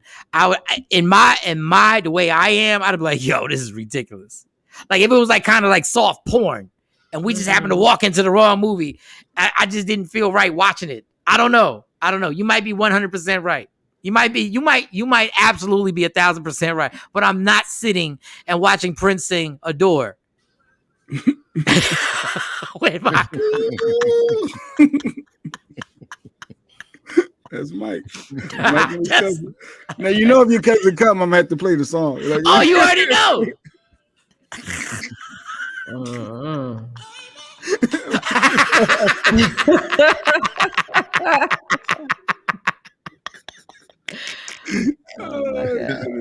And I knew like guys would understand. Like guys would be like, yo, this is a little different. Like we not supposed to be here. Like we not supposed. Like I don't know what it is. It felt. And it was just us. It was like we were getting a screening by ourselves. Like it was just a little private show. It's just a little private show. That's it. And Shawty she's like, I don't understand the problem. I don't see the problem. I would have watched the movie. I mean, but I'm not sitting through a whole Prince concert anyway. I don't know. Shout out to Prince. Rest in peace. It was not, He has an amazing show. He did amazing shows. No, he does amazing shows. Then he might have showed his ass. Next, me and Nelson are sitting there. And now he got his ass out. But it's Prince. You know he's gonna do that. I know, but then we sitting there and it's just us two watching Prince's ass. And then so if y'all would have had females there with y'all, would it made a difference? Yes, it would have made a big difference. I would have watched I would have stayed there. It was just weird. As Mark said, it's just certain things we just don't do. Okay. Two guys eating popcorn at a private screening for Prince concert.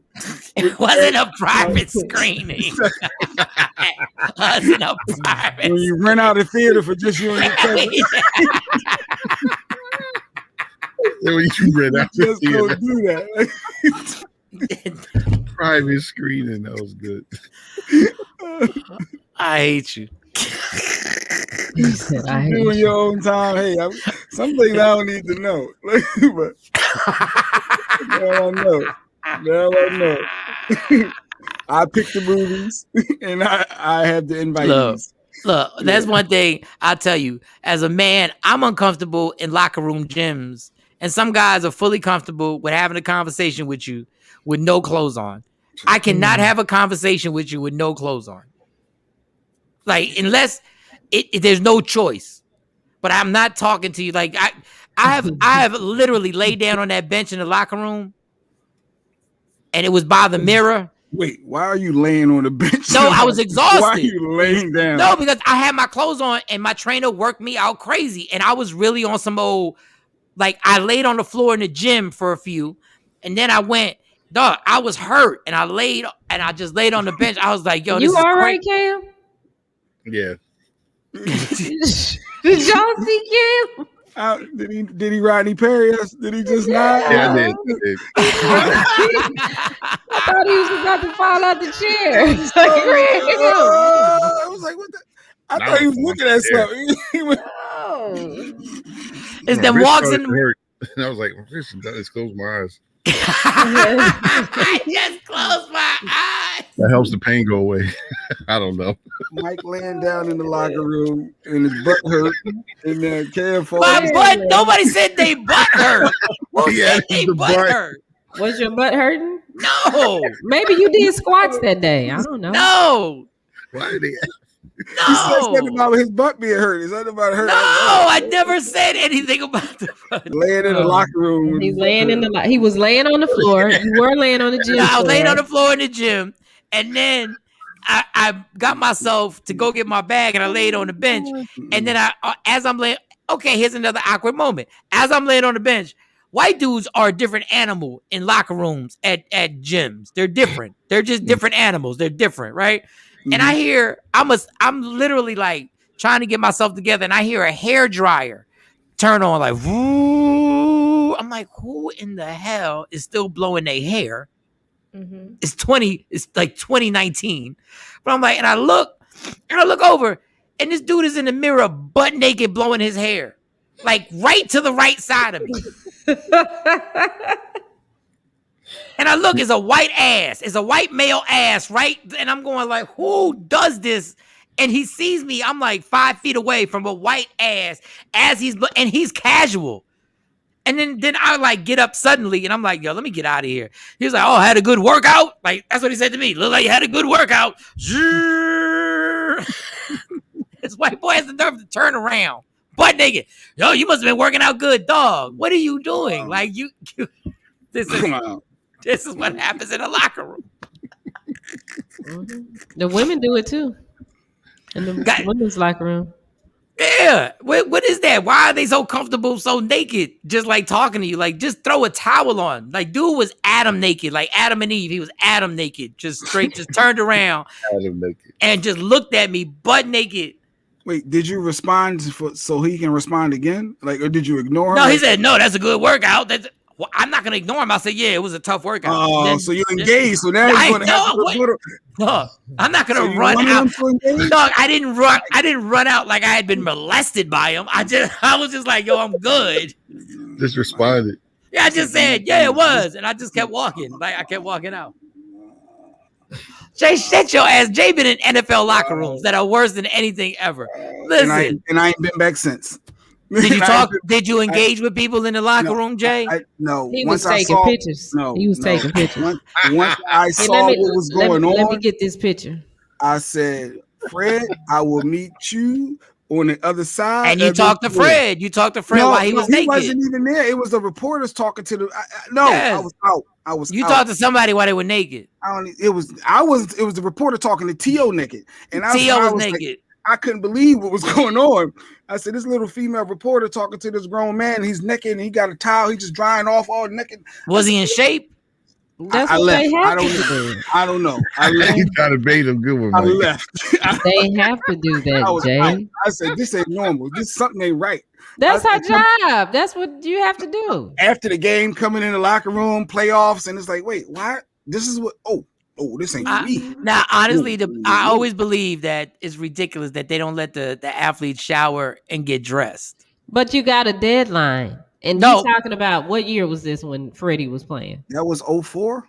So they still hadn't really set it up to where they had those press conferences where you have to, wait. So you got a deadline. The paper got to come out at a certain time. No, I get it. And the reporters that I knew from the Sporting News, I asked him. His name was David Steele, and I was like, Dave, why do you always gotta be butt naked? He said, I don't know. It's just a tradition that guys, we just walk in and we try and get their emotions like as fast as possible because if they're upset over the game. I said, yeah, but don't you think it's a little weird? And he was like, yeah. He said, yeah. The first time I started doing it, I thought it was a little weird. I said, so if they just had time to take a shower and get dressed and had 10, 15 minutes, he said, some of them might cool off and won't give us the answers that we really want. Because he was like, we want them to say something that they shouldn't say. So we want to get on them. Yeah. You know their weakness. Like right now, they mad. Yeah. And they naked. But my thing was, I see how hard it was for female reporters. Yeah. Pause. I see how difficult it was for female reporters to walk into a locker room. The dude's already mad, and now he wants to be a jerk and take it out on the female reporters. Sure. Now he just wants to be a jerk because he's already pissed. Mm-hmm. So and that's why after the first couple times for me, once I figured out how to hold my notebook, I didn't care. And because one player I had to tell, listen, you got a job, I got a job. I just need this information. Because I don't know if I think I would be intimidated going into a female locker room and having them be. I'll give you credit. Because I think I'd be overwhelmed. Number one, it's not that it's not about being attracted. It's just this country, nudity is a big deal. In other countries, nudity is not a big deal. In other countries, they got billboards with naked people promoting soda. But in America, like nudity is a huge deal. Mm-hmm. So seeing somebody naked of the opposite sex is so intimidating because you're like, do you know I can see everything? And you're like, and you're standing, how close were you standing to the athletes when you were interviewing? Sometimes they write, and I'm short. So you have, our notebooks were like this. Well, mine, it was like this side. So I would just hold it like this. So you weren't even social distancing. They were closer than social distancing. It wasn't 6 feet. They could bump me. Oh. They could bump me, or somebody could be an ass and push me or something, like bump me, and it'll make me fall into them. Oh, because usually I was in the front. Yeah. Like when Charles Barkley hit you on the butt and then pushed you a little bit. No, he didn't hit me on the butt. Oh, that would have been something different. Yeah, he just pushed me. Yeah, we're not gonna get into that subject, but I promise you, we are gonna air that out. But just give us time so we have a platform. So we have a platform now until we've gained traction in our platform being to a status when we say it. Because I can't look at the dude the same ever since you told me the story. And I guess, because you're part of our team and our family, and I can't look at that dude the same. And I've witnessed other things, and I've heard other stories about Mr. Charles Barkley. But before, I want to make sure we don't blast it out there until when it happens, his ass has to respond. But damn, I don't know what it would be like to actually sit that close as a man. With females, you know what? I don't see. You know what? To be honest, action. I never saw anybody catch a boner. They might sit there and play with themselves, but I never. They might sit there. It was whoa. It was one player, and he would put his towel on it when he'd walk out the shower. So the whole time we were in there, he'd have his towel over his little stuff. Wait, he came out the shower erect? Yeah, with the towel over it.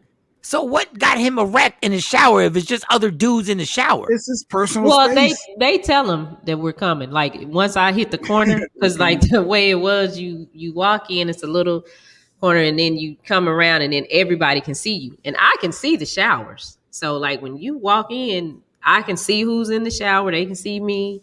I can see who's over here in the locker room area. And they yell out, "Female in the locker room, female, the girl is here." They say all kind of stuff.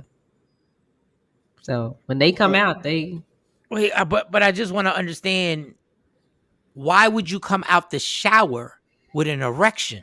They just be being funny. They do all kind of stuff. So he did that on purpose. I guess he did. Because if he didn't do it on purpose, no matter what he did, that means something got that erection to happen in the shower. And the thing about it, he wasn't even a player we wanted to talk to. So he was a bench warmer for the Mavericks. Mm-hmm. Oh, one day we're gonna monetize this. That we're not gonna say it. No, but I yeah. So anyway, I don't know how we got here, but you land on the bench with your butt hurt. That's how we my butt didn't hurt. It had nothing to do with the butt. There was Jay no talking butt. about everybody's butt today. Yeah, it was nothing about what's the wrong butt. with your butt? Is your butt hurting? There was no butt. Jay fascinated with butts now. Found out Mike was in private screenings with cousins watching Prince movies, laying with butt hurts in locker rooms. My butt didn't hurt. I was in a movie 17, theater with my cousin watching a Prince concert, and when a door came on, I said, "I got to get out of here." Wow. I got through "I Will Die for You," and "I Will Die for You" is a great song. So I'm in the movie. So when you're in the movie theater, you can't help but nod your head a little bit. I will die for. And then when he does the hands, I will die for. Then does it. Tell me what you want. I wanted to sing, but I couldn't because it was just me and my cousin. Yeah, why you just didn't enjoy the moment? That was a moment. It was weird for me. It was just weird for me. But the locker rooms, just let it go and just no. First of all, stop saying anything about let it go. Let it go. Let it go. Let it go. Let it go. Watch the rainbow.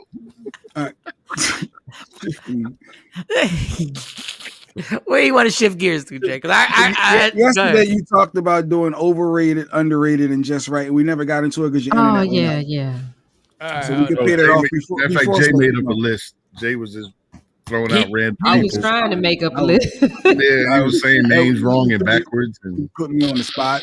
Mike just dropped, left me hanging. I'm like, well, somebody got to say something. He was like, "Is Jordan Michael underrated or overrated?" Like Kim Kardashian. Kim Kardashian. LeBron. All right, so I actually give you. I didn't create this. I saw this somewhere, and I thought it was dope because it was overrated, underrated, or just right. Now, y'all, I'm giving y'all the just right, but don't use the just right as a bailout. Okay. Don't use the just right as a bailout. So these are some names, and then there's some topics. Okay. All right, we'll start with an easy one. My Hispanic queen, Jennifer Lopez. I'll go with Shawnee. Overrated, underrated, or just right? I would say I like J-Lo. Just right. Just right. Mm-hmm. DJ Cam, J-Lo, overrated, underrated, just right. Yeah, she's just right. I'm surprised you ain't say underrated.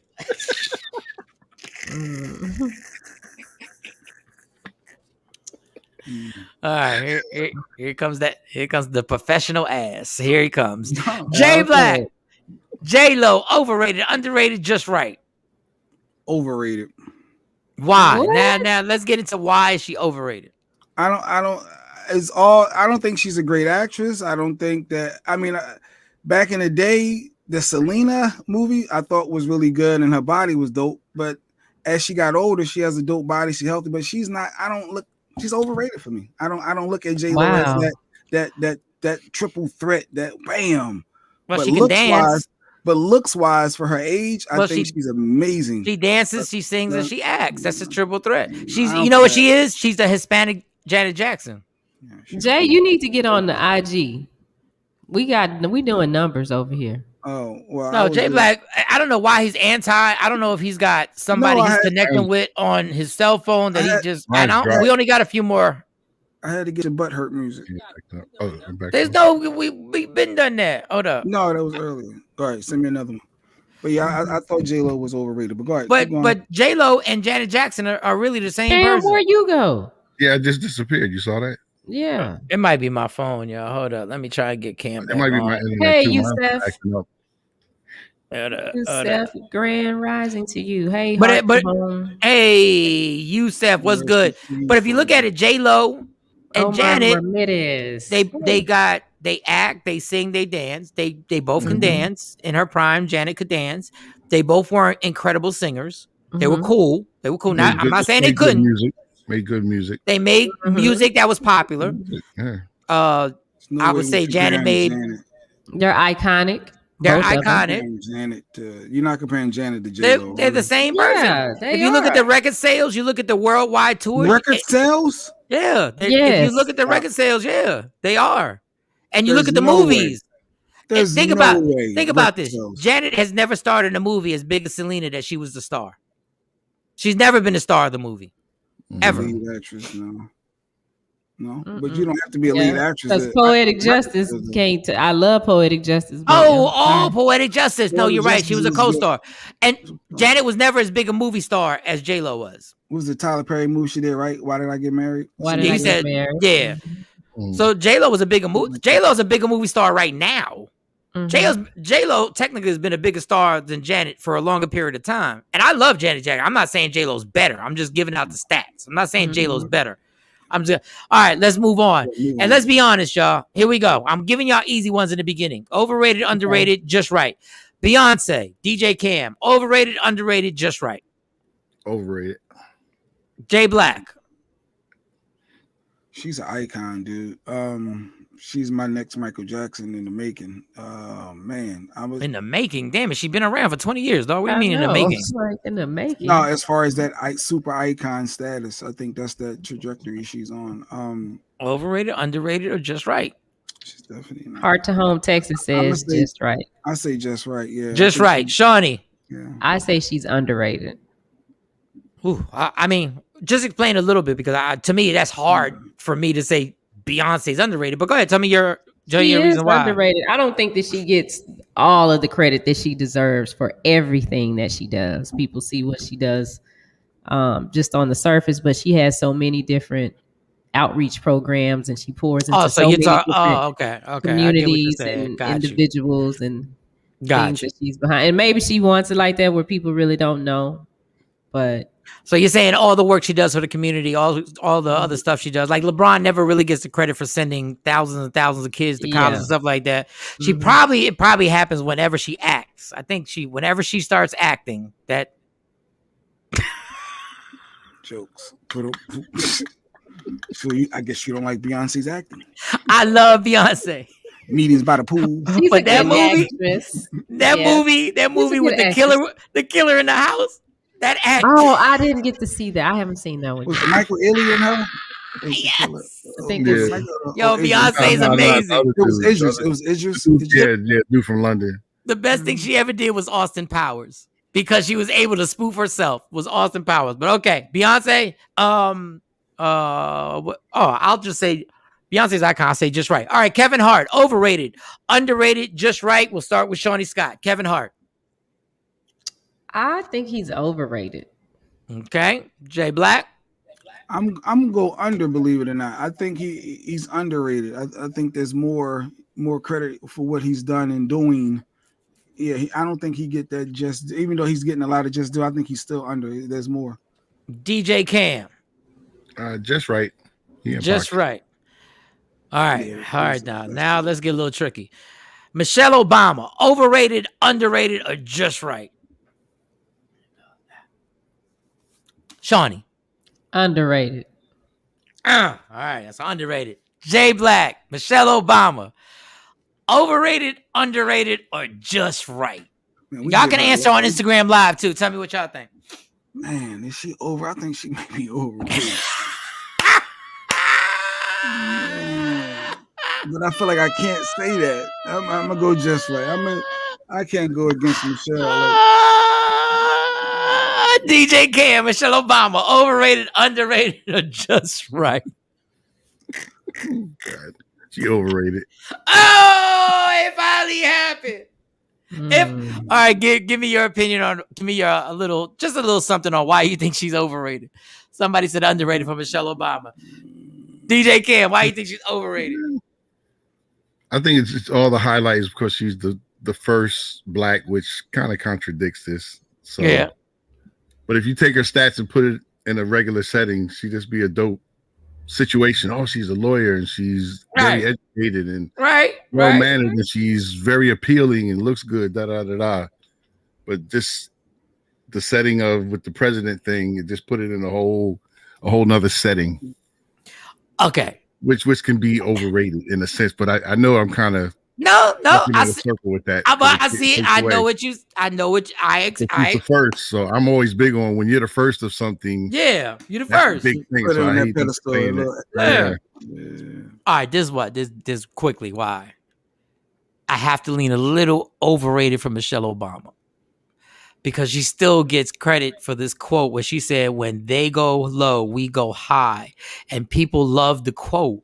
And they loved how she said it and how classy and how elegant and she said it. But the problem is, after you said that, we lost.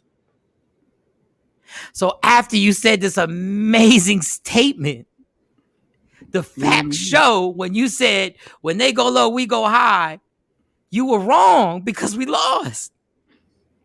I mean, but wasn't she talking about in a sense of when they are when they're rude? You know, we're not gonna get on the same level as you. We're gonna handle this differently. Yes. So I mean, even though you handle it differently, doesn't mean that people. She can't make everybody go out and vote. No, I totally understand. But she was talking about Donald Trump going low, calling Hillary crooked Hillary, lock her up, and she said we should go high. But she miscalculated. She didn't read the room correctly because the country still doesn't want to go high. The country still loves it when you go low. Yeah, absolutely. But that has nothing to do. I mean, that's not her. I mean, her character is she's not going to stoop that low with you. So how does that, because the rest of the country did something, make her? Because we listened to her and we had to get 4 years of Donald Trump. Technically, I'm not saying literally. I'm saying as a figure of speech, she was trying to beat Donald Trump and you had to beat Donald Trump correctly. And they chose the wrong path.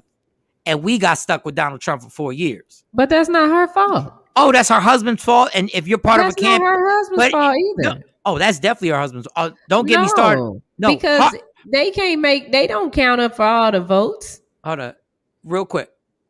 President Obama, these are all facts, knew that the election was being tampered with by Russia. And he chose not to say anything about it. So yeah, you left us out there on a limb because you were so cocky that you thought you were going to win the election. You and Hillary had the election wrapped up. And this is a fact. They knew they had evidence that Russia was tampering with the election.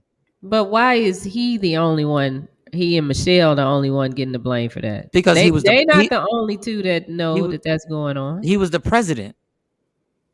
That's why. So he carry it all just by himself. Yeah. He's the president. But I'm not going to get, I'm just saying, like, and when you tell people, y'all was so cocky that y'all thought it was going to be a landslide win on Donald Trump. And y'all didn't want to bring it up because y'all were like, it's all good. But it's just a little overrated, underrated. Michelle Obama's an amazing woman. I'm just saying, but when you give advice to somebody and the advice turns out to be wrong, you should get some type of criticism for that. I'm not saying you should take it all. But if I give y'all advice on how to handle something, and then it turns out that it was 1,000% wrong, that it didn't work out at all, at some point y'all gonna say, you know what, Mike? You told us to do this. And I got to take a little bit of responsibility. A tad bit. Even though it's your choice. All right. Overrated, underrated, or just right? Marriage. Marriage. Overrated, underrated, or just right? And we'll wrap it up with this one. I'll let y'all decide who goes first on this. Y'all tell me who goes first on this. Overrated. Damn, God, man, listen. Cam stepped up to that microphone. And Cam ain't even married. Cam, but he was married. Yes, he was. Yes, I was at the wedding. God, damn, that was a great wedding. Oh my God, jeez Louise, I had so much fun. Shout to Jamaica and all inclusive. Shout to Jamaica and all inclusive. My God. Dang, how long were you married, Cam? 10 years. Oh, okay. Well, you got your money as worth. Cam, y'all were married for 10 years? Yeah, we dated for 10, was married for 10. Lord have mercy. That's 20 years of your life. Jesus. Wow. I didn't know you were. I was about to joke and say it wasn't that long. 10 years. Okay. Well, Cam says overrated. If you in something for 10 years and unofficially for 20 years, damn it, you got credentials on this topic. Okay. Jay Black, marriage. I dare you. Overrated, underrated, or just right? Oh my God, I can be transparent on the show. I can be open. No, you better not. No, go ahead. Let him go. Outside of the tax credits and benefits you get for being married. Yeah. God, here we go. Jesus. I'll plead the fifth. No. Wait a second. That may be the smartest thing he's ever said on this radio show. But Jay, you got three options. You got overrated, underrated, or just right. You got the bailout. The just right is the bailout. All right. It's so hard. Even won't let him say it. It's so hard. Go to Shiny. Shiny, what do you thought? Shiny was Wait a second. Did you really come back from break from an argument or something? Like, damn, overrated, underrated. Did y'all like y'all had an argument that me and Stacey could never have an argument that fast? First of all, I would have never came back. I would have never made it back. My box would have been empty for the rest of the show. No, I was never. No, I mean, some people can say marriage is overrated, but like I said, those tax credits are nice. The government give you a lot of benefits of being married, but outside of that, some will say that marriage is overrated because you really don't need the marriage. Your Honor, can you tell the witness that we need a direct answer on his opinion? Your Honor, we're asking him, does he think it's overrated, underrated, or just right? We did not ask the witness about the general thought process or general voting on this. Is the honor. Please answer the question, witness. Go to your next witness. Go to Shiny. Let's get Shiny's thoughts. It's overrated. It's way overrated. All right. Good answer, Shawnee. Back to you, Jay Black. Mike, overrated. What was underrated. What? What was Mike's thoughts? Because you've been engaged for a little bit now, and what are your thoughts on marriage? I was married before. I think marriage. And you were married, of course. Yeah. The way America looks at marriage and the pressure that's put on it, I say it's overrated because of the pressure that's put on being married and making people feel that their life won't be complete unless they're married. So I do think it's overrated. Now, you put it on. Let's see what did Sheree say? Marriage is a little overrated, knowing what I know now, or at least from my perspective. We've just signed a contract and not to get married, but been married for 17 years in October, and it's till death do us part. Okay. Yeah, they're a beautiful couple. Sheree is all in. And that's good for Sheree. That's good. Sometimes in marriage, Mike, you gotta let the comment speak for itself and let Sheree's comment marinate. No, that's great. But Jay, we're back to you. That's why you want things to marinate. That's why you don't want to answer overrated. Yeah. I just said it. I'm in a relationship with Stacy, my fiance, and I had I was man enough to be like and explain why I feel it's overrated. Stacy is awesome too. Shout out to Stacy. Overrated, underrated, or just right, Jay Black? Yep. There we go. That's good. Good stuff, Stacy. Why can't you just say just right and you'll be off the hook? His ego. What? Like I'm giving you the easy pass. Like you can. The government makes it real easy for marriage couples to take advantage of. For those people who are married, you want to take advantage of those tax credits. You want to explore. Talk to your local. Talk to your local. Wow. All eyes on you. The bulbs are on. He Tupac. I love my wife. I love my wife. That's all I know. And love is all that matters, Mike. Love is all that matters in the positivity. Terrible words. All right, there's one thing I think should change. Jay, you a sucker. Let me get that out real quick. Go ahead. I'm sorry, Mike. Yeah, Jay a stupid dummy. Yeah, stupid dummy sucker. Jay a stupid dummy sucker. A stupid dummy sucker.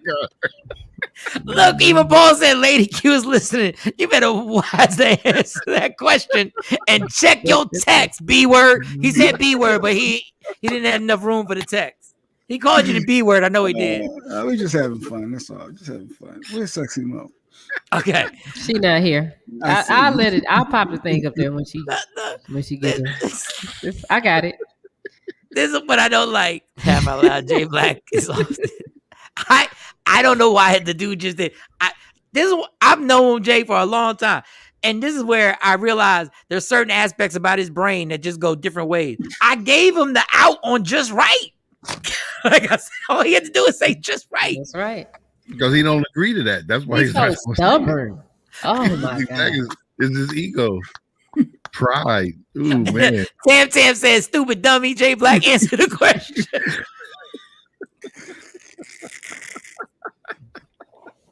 Back to Mike, back to you. Jay, you holding the show up, man.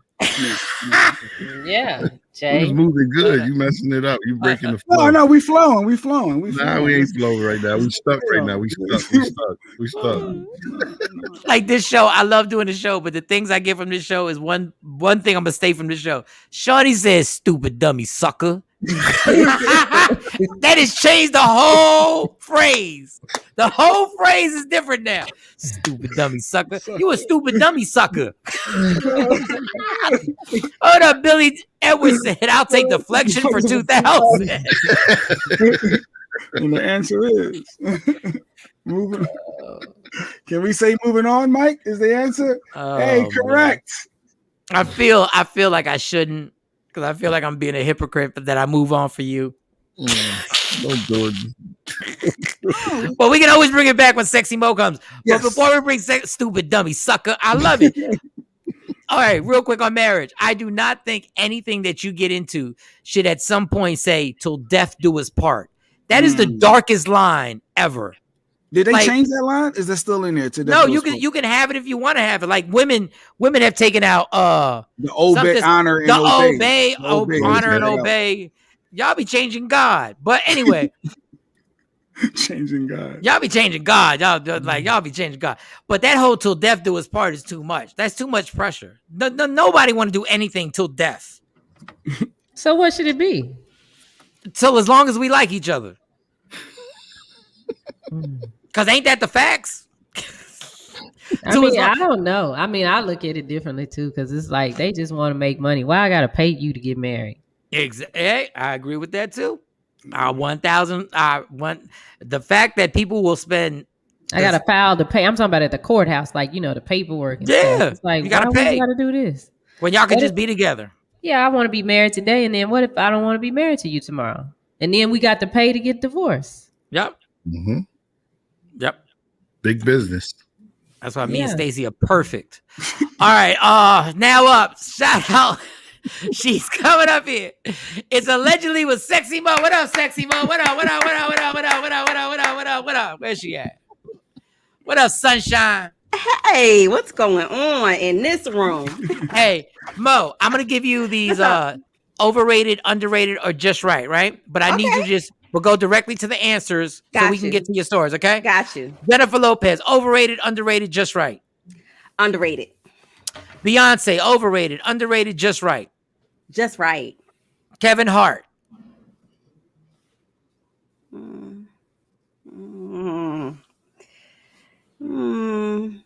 Overrated, underrated, underrated. Just right. Come on. I like them, but it's Come on, Bobblehead. Come on. Can we go back to that question? No, overrated. Just right.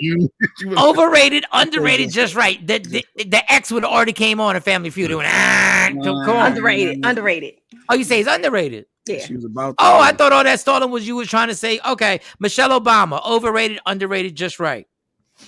Underrated. Marriage, overrated, underrated, just right. Never been married.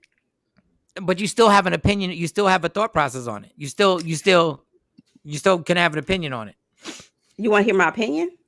I want to hear if you think it's overrated, underrated, or just right. I plead the fifth, like Jay Black. I'm sure you've been proposed to. Okay. Yes, I have been proposed to, Jay Black. I do have a box of empty promises, I call them, trinkets in a box that I never went through with it. But I think that marriage is good. Marriage is good with the right person.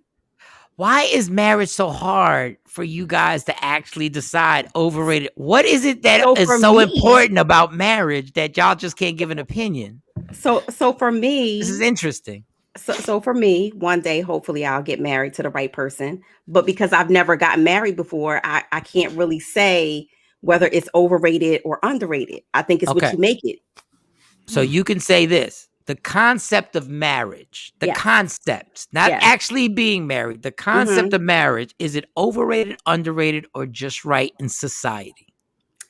I think that it is underrated in society. The concept of marriage, the real concept of marriage. See, you got me, you mixed me up twice. Like when you got stuck on the Kevin Hart, I thought you were getting stuck because you wanted to say he was overrated. And then with marriage, I thought you were going to say, it's overrated also, and you're saying it's underrated. Okay, that's interesting. Underrated. The real concept of marriage. The real concept. All right, so give me. All right, F it.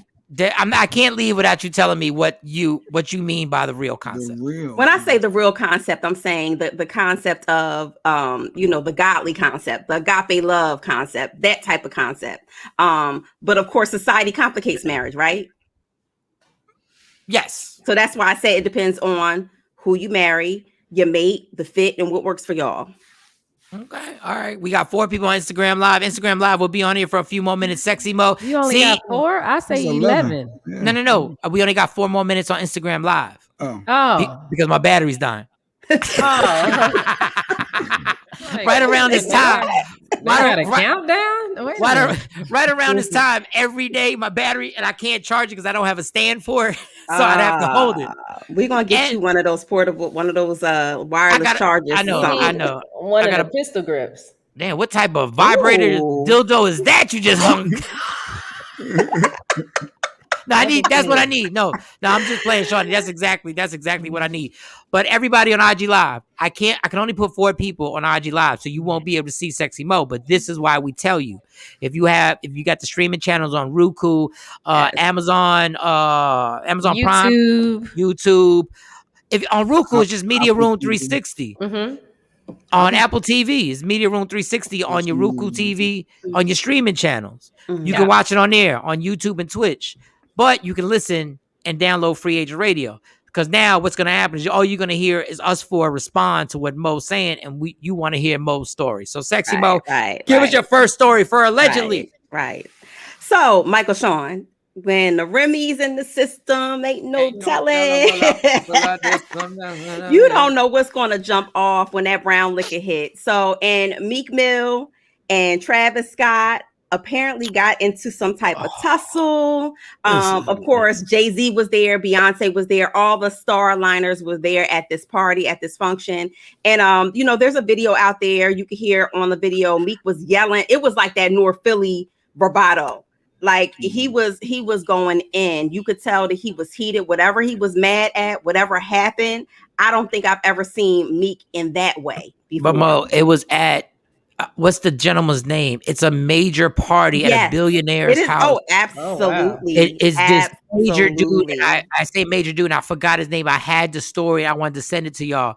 It's one of those names where one of the letters is silent. Yeah, it's like a Zuckerberg. Not like a Zuckerberg, but that status. Like a Zuckerberg, like if Steve Jobs was still alive and you went to a party and you and Travis Scott get into it and y'all act like the N-words at the party. Right.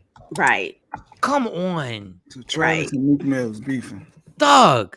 Do we know over what? Oh, it was a party in the Hamptons. Oh, the white party. And so it was a white party. And whose party was it? Who was the guy? And so the guy, I can't pronounce his last name. I ain't even gonna chop it up. I'm not gonna chop up his last name. Rubin, the co-owner of the 76ers. No, but it was another guy. It was another guy there, and you can't pronounce another guy there.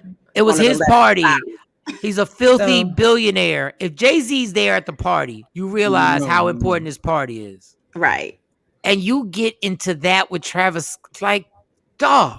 He could have stepped on his shoes. So hold up. We don't know what really happened. If Travis stepped on Meek's shoes.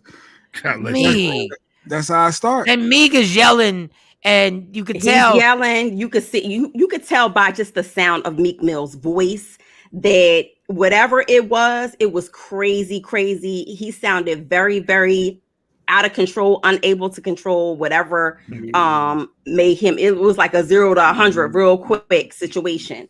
And so you can hear him in the background. He's like, where he at? And then he tells somebody, stop touching me. Why you touching me? Stop touching me, son. And then he's like, it's my situation. What you doing? I don't care about no Travis Scott. And neither one of them have addressed it.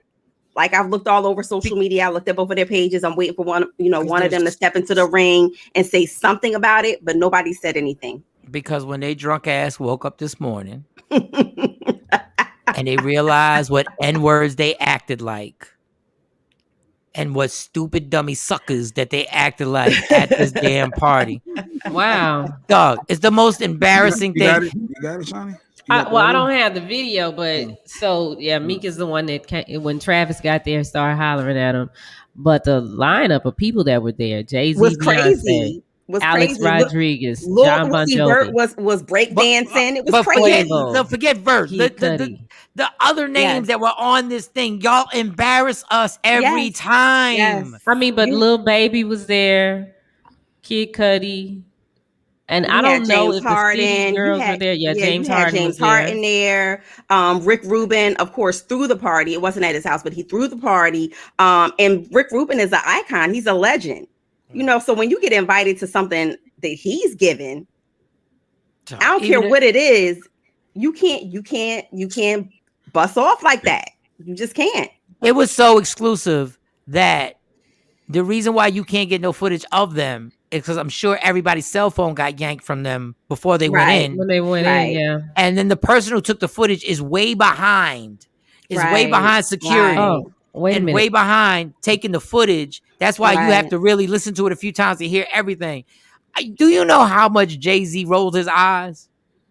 Yeah, because he said, now, we in the Hamptons. Oh, here in the Hamptons of all places. And hood stuff happens in the Hamptons. I've been to some hood function. This wasn't supposed to be one of them.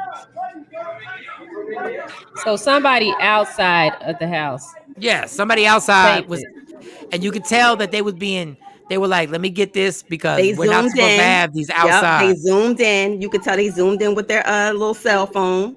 Oh, they jumping all up on the thing. Like this person ain't even close. Like, yeah, it's not close, but that good iPhone picked up the audio. Billy say can't be acting like a fool at white folks' parties. You can't be doing that. You can't be acting like a fool at black folks' parties. Yeah.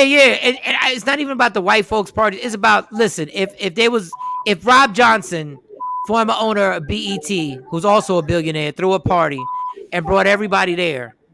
Come on, man. You can't start. This is This is the nonsense. And the crazy thing is Travis Scott and Meek Mill have never had, like, publicly anyway, we don't know of any type of beef. You know, even when Travis Scott was up to perform live for the Super Bowl one year, Meek Mill commented, like, why? Like, why would you even do that? Back in 2018, they were going to put him on the headliner. And he was like, you hot already. You dope. You don't even need that. And so I'm curious as Meek to Mill what to be telling people Meek what they need to do. Yeah. And Meek, who the hell are you to tell people what they need? You had an incredible platform when you came out of jail. You had an incredible platform with Jay-Z trying to get prison reform. You had an incredible platform and you were doing wonderful. You were doing great things, but you can't leave the hood-ish alone. Like, can you see Jay-Z has left the hood-ish alone? You had Jay-Z in your corner. You had Michael Rubin, who's one of the owners of the 76ers, in your corner. Not Rick Rubin. This is the Michael dude who owns one of the owners of the Sixers. Michael Rubin. Mm-hmm. And you went back. You had Jay-Z right there working with you, and you haven't learned anything that you can't get away from this hood nonsense. Man, it was Jordan 4s, Mike. You can't step on them sneaks like that. And that's the problem. That's what he really thinks. That's what he really thinks. So-and-so said this about, Jay-Z would never be able to stop addressing people who said stuff or did stuff about him, to him, or whatever, if he took that attitude. Stop, Meek. Unless that man put his hands on you, He stop. said something about Nicki. I smacked Nicki first. Yeah, he did. Yeah. And if you got mad over that, you dumber than dumb. You should have had that energy when Jake dissed him. Dumber than a bag of rocks. He should have had that energy when Drake dissed him. Yeah, there was that energy for that. No, we don't know what happened. It could have been something serious, though. We don't know why. But the sound in Meek's voice, it sounded like it was super serious. And so, again, like I said, neither one of them have addressed it. I'm just waiting. It sounded like he was about to blow his god dog on top. Dog, stop it. We seen Meek Mill spar before. We seen him hit the miss before. But I've ain't nobody worried about Meek Mill throwing with them sloppy ass punches. And he ain't shooting nobody there, so ain't no guns up in there. You ain't shooting nobody up in there. You ain't shooting nobody, period, because you don't want that. It's like, stop all that. I'm mad. Though you were drunk. You were drunk. Dark liquor. No, that's what it was. You do two things on dark liquor. You either effing or you fighting. Ain't no in between on dark liquor. Mark said, I hear you better not step on my shoes. Play it. Women play. This ain't when I watched it, I was just I was embarrassed. That was super. That was a super embarrassing. Next story, Meek. Like, come on, man. Well, talk about somebody, Michael Shawn, who's still duking it out. I'm talking about in divorce court, that is. Gary Owens and Kenya are back still again. Of course, they haven't gotten a divorce yet. It's still in court. But Kenya is on 1 or 2 or 3, Michael Shawn. Right now, she has basically come back out on social media, and she's adding, apparently, allegedly, Gary Owens' mistress. Her name is Brianna Johnson. She's a nurse. She done called the girl job out. She done called out her government. She done at the girl. And she said, basically, hey, you knew he was married. You know who I am. And you still don't care. You don't care that he hasn't even still seen his kids, which is weird because you a baby mama. She goes on to say, I know that you went to the Bahamas and Florida. I hope you enjoyed it on my family's money. Kenya also went on to say, get you a good lawyer because you won't be up in court. Why she got to get herself a good lawyer? She's pulling her into the divorce proceedings. So she's only going to be a witness. She ain't going to get no money from her. What's the alleged mistress name again? So her name is Brianna Johnson, and she tagged her. I'll send you her IG link. She tagged her in IG message, and she's like, I'm paying all of the bills. Gary done left me with the bills. He still ain't paying nothing. He still ain't seen his kids. And so she said, I hope that I can't wait, girl, to see that tan line in court. Okay. She's antagonizing her. And so it's very interesting. She said, and your friends ain't your friends. She said her friends are the ones who dimed out her relationship or her alleged relationship to Gary. What does the side chick have to do with anything about your family and your kids' money? And why? Okay, it has everything to do with it. No, because you're a side chick and you're intruding in on what we have. He was not married. She was not married. I hate when y'all wasn't married. Wait. I hate when y'all go at the side chick. She was married to Gary. It's the dude's fault. Yes. It's not the girl's fault. It's the dude's fault. No, it's her fault. Like you bring it up, you talk about it's her fault too because she knows that he's married. I don't care if you're married. If you're like you're talking about, I hope you enjoyed the money you took from my family. She didn't take no money from the family. Your husband spent the money on her. No, but a woman. No. As a woman. You know, because you don't want nobody stepping in on your stuff like that. She is taken away because she's there. You know the man married. Wait till he gets. If you want it that bad, wait till he gets a divorce. Quit adding fuel to the fire. You can say no. You don't have to be a part of his stuff. Y'all be pointing your energy. Y'all be pointing your energy in the wrong direction. For questions. So just devil's advocate here. If they are separated, legally separated right now and going through a divorce, are you saying that Gary should wait to date? Yep. Yes, because what happens when you're going through these separations, then they decide, we not going to get a divorce. We going to stay together. Don't be bringing extra people into your stuff. Get your stuff finished then move on. If I find out that my girl has been getting smashed. No, that's not her. I think that's Kenya. That's Kenya. That's Kenya. Wait a minute, Jay. That's the wrong person. I'm trying to find a picture of it. All right, well, take that down. You can go to her Instagram, Jay. Go to her Instagram, Jay, and you can screenshot. Let me tell you, if I find out that my girl's getting blasted, her back blasted out by another dude, and she was taking him to the Bahamas, and she was taking him on trips, I'm not mad at him. Well, Kenya's saying, look, you can have Gary at this point, but not my family's money, is what she said. So now at this point, it's all solely about the financial. Why is she telling the side chick that? Because she can't get a reaction from Gary. Gary's not reacting, so she needs somebody to argue with. She needs somebody. Yes, she don't need nobody to argue with. Yes, she does. Yes, she does. Why would she act the side chick when Gary's the one who did all this allegedly? So here and so David brought up a good point. They out there. David brought up a good point. He said, "Hold on, didn't she file for divorce? Didn't she leave Gary?" So therein lies. First of all, she filed for a divorce because he was cheating. No, that wasn't proven. None of that was proven. Allegedly. Okay, allegedly he was cheating. And so you telling me from the time we started talking about this story, this woman filing for a divorce, he done met a woman that he gonna take to the Bahamas? Why not? Oh, we mean Kanye West just did it with Kim Kardashian.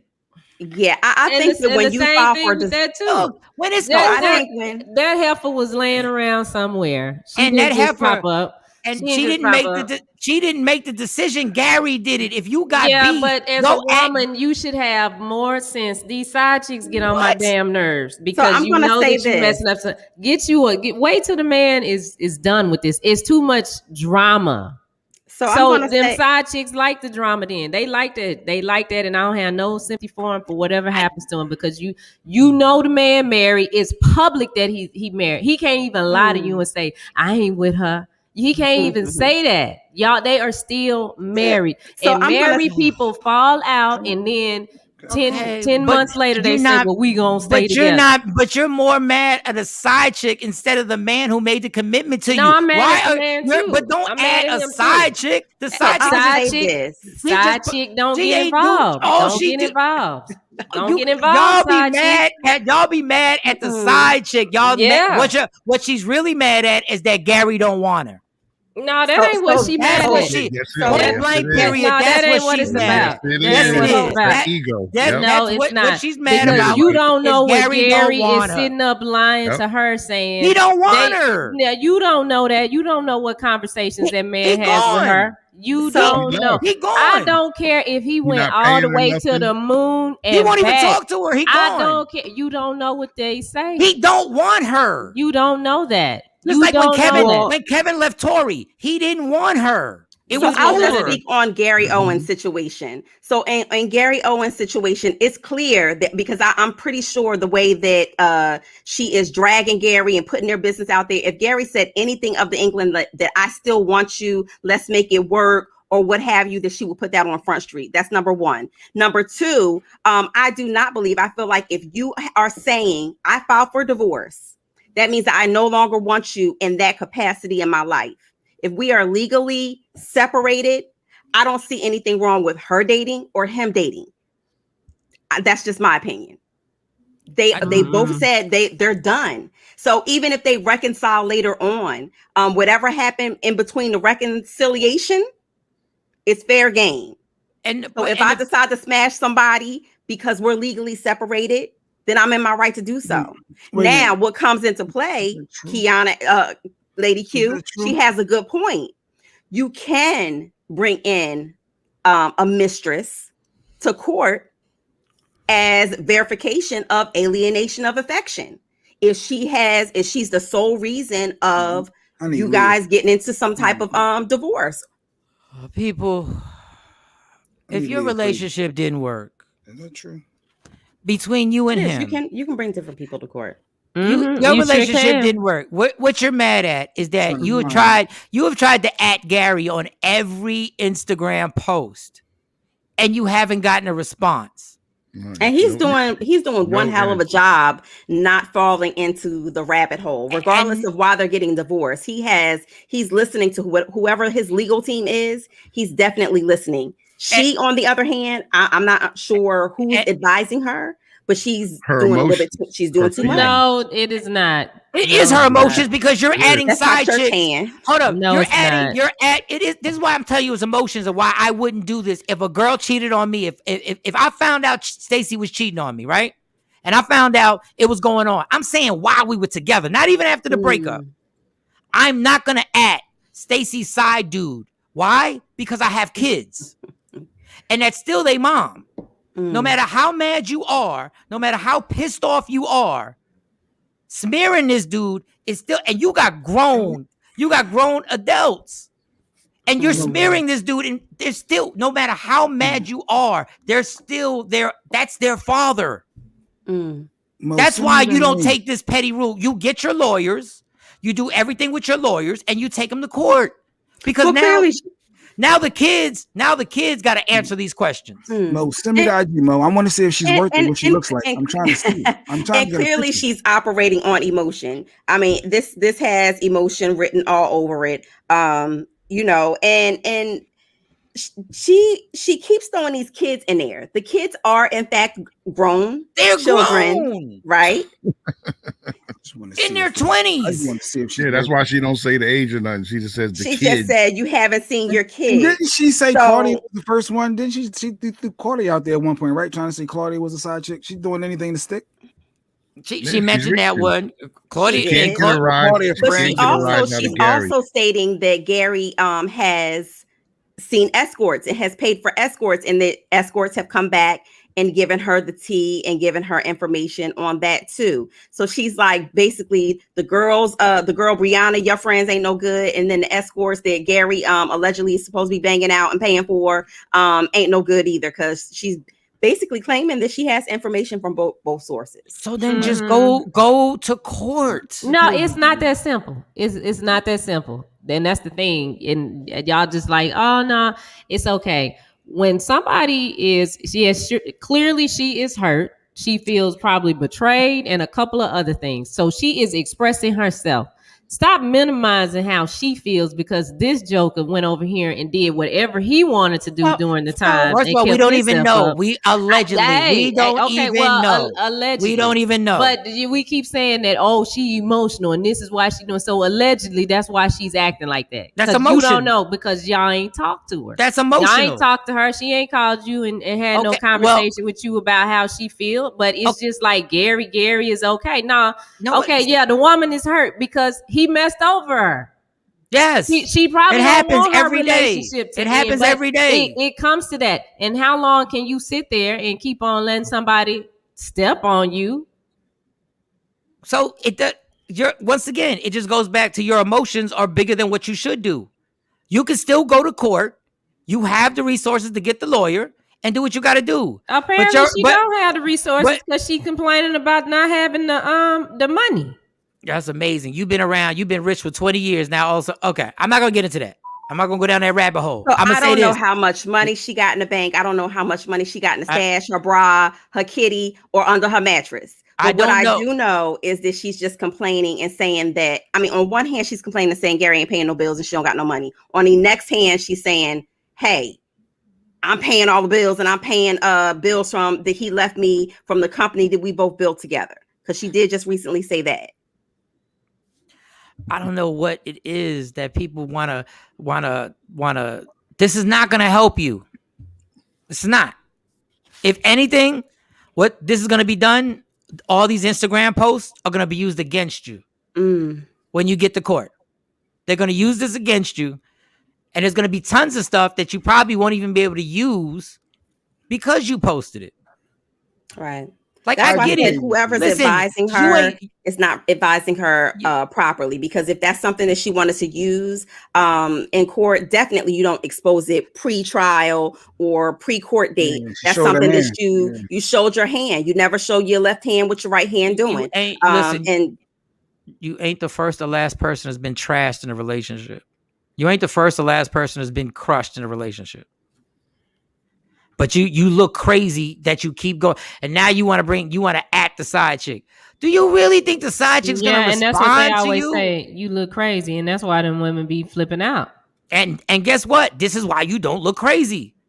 If you hurt, go get a therapist. Talk to the therapist. Talk to your lawyer. Do not use Instagram as your therapy. That is so much easier said than done. Well, it's the facts. And I know a lot of things that are so much easier said than done. Most things in life are easier said than done. But it's tough because that is exactly what she has to do. Because right now she's adding a side chick. Do you know how pathetic it is when you're adding a side chick to your Instagram post and you've been married for that long? You're playing yourself right now. But it's all her, and that's my point. Is everything is she's wrong. So she's wrong. She the only one wrong in it. She's wrong. She's wrong for expressing herself. She's wrong for being upset. No, she's wrong for going to social media. She's wrong for going to social media. Yes, she's very bitter, Dave. And I would like to see. I don't know what size shoe she wear, but I bet you that sucker is a little tight for your foot. So when the table's turning, it's on you and you bitter, then you got justification for it. But nobody, I mean, it's just a straight attack on her. She wrong. But why is no understanding for how she might be feeling? But she put herself in a situation when she went to social media.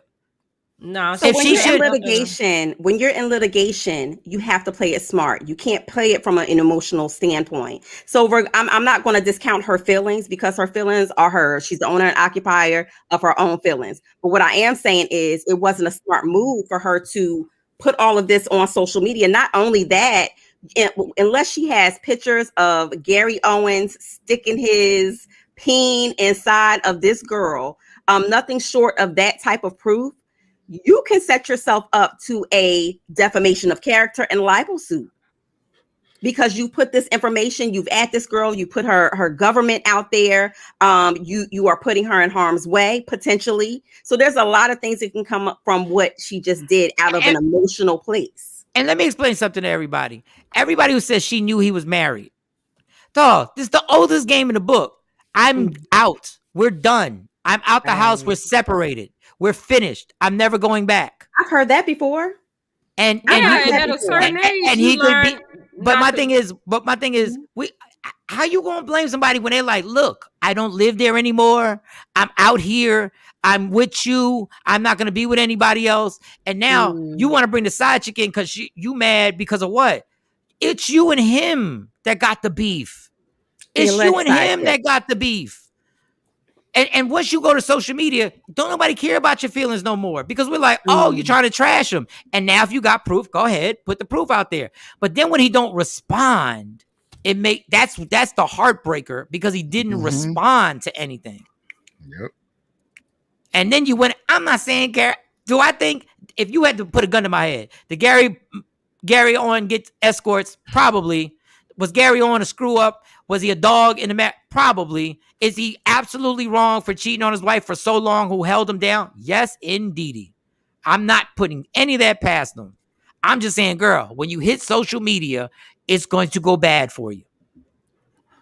It's going to go bad. I couldn't find the picture. I want to know if she was working. Well, no, she ain't got the picture up here, but she doesn't have a profile picture. Well, it's small. It's small. And then y'all don't know how to screenshot and blow up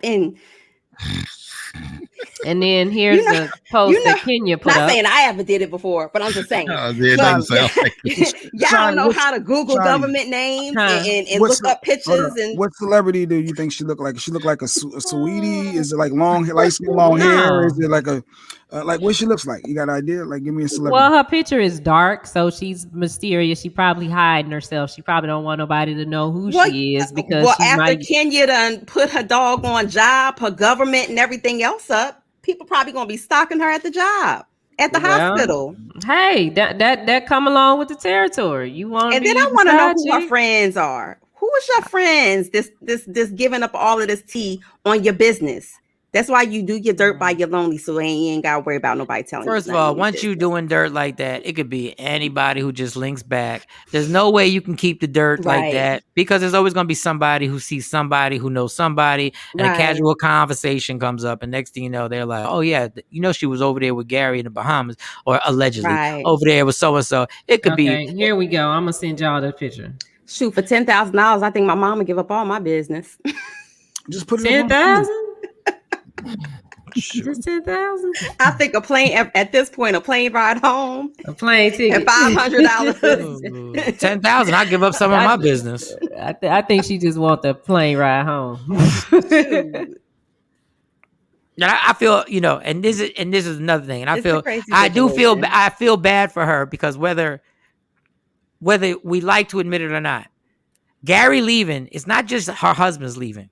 Right. It's not just losing her husband. It's losing her identity. Right. Her identity is Gary Owen's wife. Mm-hmm. So losing that is the one that crushes because you're no longer. Oh, no, who the hell? That's her with the red hair, and that's the baby. No, that gotta be her mama and the baby. That can't be her. Jay Black, you've been giving out false information the whole morning. No, that's her. No, that's her page. This is what Kenya posted. No, that can't be the real. This is what Kenya posted. This is the IG account that Kenya posted. All right, that's her. I can't take you serious, kid. What you think? Why are y'all thinking that he went and got some bad chick? First of all, why you think he got some bad chick? Why? First of all, with an average chick, they say with the lights off. They say with the lights off, it all feel the same. I don't know, but so that's what he got. That was a nice try. Kevin Samuels, she was like a freak. Because if that's the picture, then they were just friends that went to the Bahamas. Nah, that's it. Because she said tan lines, baby. I don't think. Where would she have tan lines? Well, the page is blocked. I mean, it's private, so you can't even get on there and see the baby. Hold up, I'm gonna tell you this, Miss Mom. I'm gonna tell you this. I'm gonna give you fair warning on this. After you go to court and after the alimony gets paid and what he has to pay, because he's going to have to pay. He knows he's going to have to pay. Something. He's going to pay. He's going to pay a nice amount of money. When he does that next comedy special, it's going to blow. Matter of fact, I'm buying tickets as soon as they go on sale. I'm telling. That material, them jokes. Gonna be hilarious. Sweetie, just get your money. He has to pay you alimony. I know it's a certain amount of years you get paid alimony now. It's like it's a set amount of years. Get your alimony. 2 or 3 years. Mm-hmm. Get the money that you rightly deserve. Oh, you know what? That wasn't hers. It was a we know. missing We at the knew it end. wasn't her. So, but that one is like it's taken down completely. That one is taken down completely. We knew it wasn't her. But you wasn't gonna argue that.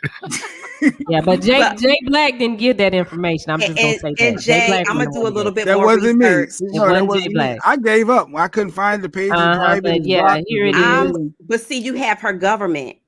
We got her government and her job. There's a bunch of okay. But you have her job, and what so city you know, yes, and what city, so you know that's going to come up. And if she posted that on Instagram, they're gonna shut you. You know they're gonna shut your page down, and that's gonna kill you even more. Once they report that you put somebody's government and all that, you're putting her in possible danger. Oh, he shouted her out on the Wendy show. When he was on Wendy, he shouted his new chick out. He didn't shout a new chick out. He shouted somebody out. I saw the interview. He didn't shout a new chick out. Wendy was trying to get him to go on a date. Yes. Sure enough. Thank you for shouting her out on Wendy's show.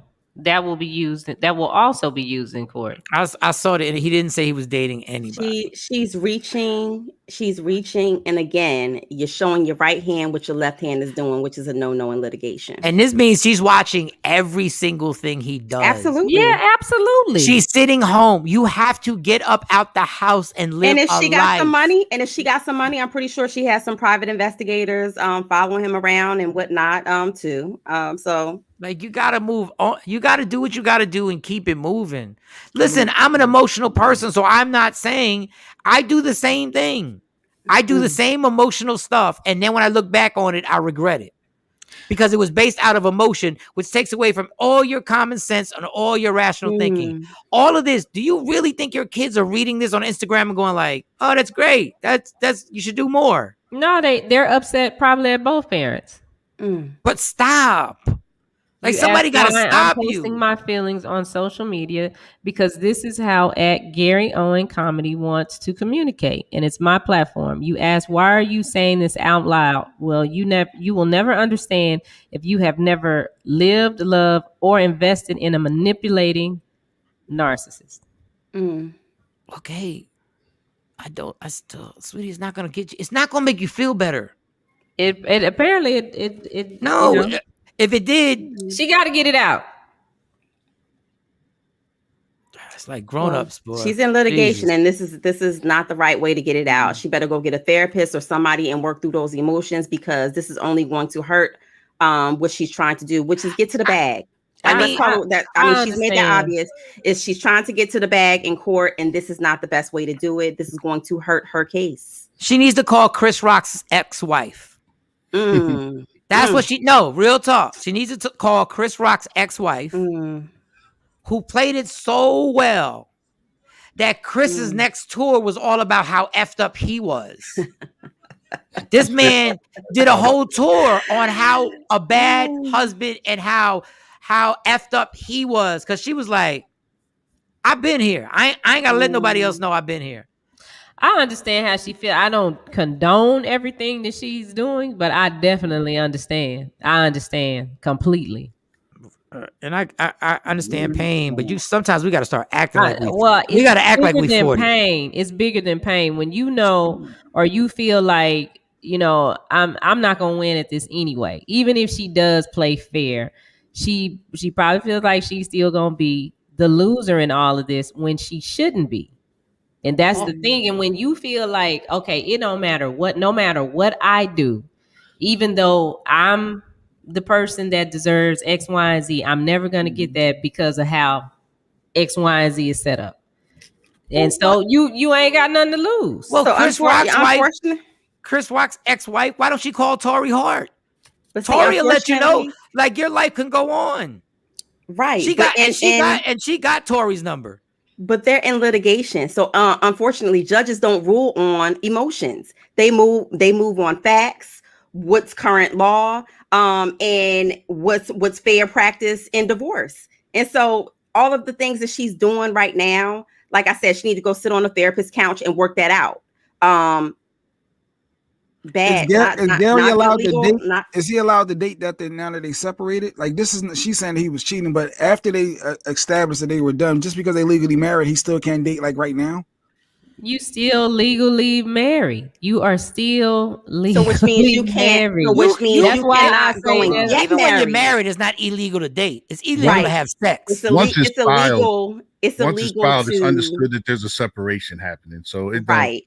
You're not looked upon as being together. No, you're legally separated. There's no. This is not considered an affair. This is not considered a side chick action. That's off the table. When you are legally separated and you have filed for divorce, once you file, that's it. The commitment and the lock-in has been broken. Someone has broken it. And filing for a divorce is not a legal separation. No. It's two things that you have to do. When you file for a divorce, you got to do a whole. You got to do that whole. Well, in Texas, you got to do a whole 90-day cooling off period. It's so many steps you got to go through before you get to the we are divorced. Okay, and remember, every state is different. Every state is different. When somebody is, and this is why I say this, and it frustrates me with women that mess with men that are married, that call themselves separated, going through a divorce. At any point, they can change their mind. So why add yourself to the drama that these people are already in? It's two individuals already going through something. So somebody want to be selfish, and I say the same thing about a woman that bring a man in and you going through a divorce.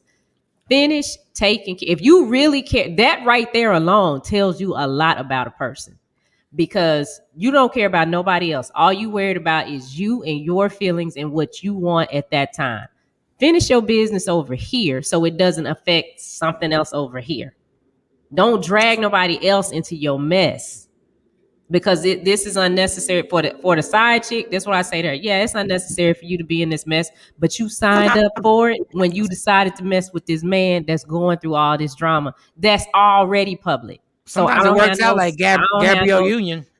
It ain't working out. It didn't work out too good for her because she had to go through some stuff. No, they're together. They ain't no relationship. You don't go through some stuff. Yeah, they together, but he also had a baby on her. Yeah, they took a break, and it happened. They took a break, so she had to deal with it. But with her, that's her fault. Don't get involved in that. So I'm just saying this: people, stop even acknowledging side chicks and side dudes. It's not your problem. The problem was the root cause of the problem is you and that person. Wasting your energy getting mad at a side chick or a side dude is just that, a waste of energy. They could have been lied to just like you were lied to. They could have been sucked into something just like you were trapped into something. They just could have been deceived. But my thing is, when you know, move on. You worried about you're not worried about the car accident. You worried about who made the car. Like, no, you worried about something. You worried about somebody who your relationship was screwed up. Right. Okay, let me deal with my relationship. I don't need you jumping in it too. But it's not about that. It's about the person that you're dealing with. Okay, that's it. And once you realize the person that you're dealing with as a I don't side care about chick, everything else. Remove yourself. The side chick has just as much responsibility. No, she doesn't. Yes, she does. No, she does once she knows that there is a wife, she should have. A third party doesn't have that investment. A third party doesn't have that and that's my point. So if you don't have that investment, and now you done found out this man is married and he got a family over here, and they going through a divorce, then woman, you should decide that, you know what, you should have enough sense to say, I'm gonna walk away from this. But no, they trifling hoes. That's why they stay, because they don't care either. Yes, they are. Yes, they are. Yes, they are. Every last one of them, they are. How are you gonna say every last one of them when you wind up marrying a dude and being married for 25 years and having a family? You still a trifling hoe. You still a trifling hoe. Okay, your thing didn't work out. Now, this is my point. Your thing didn't work out.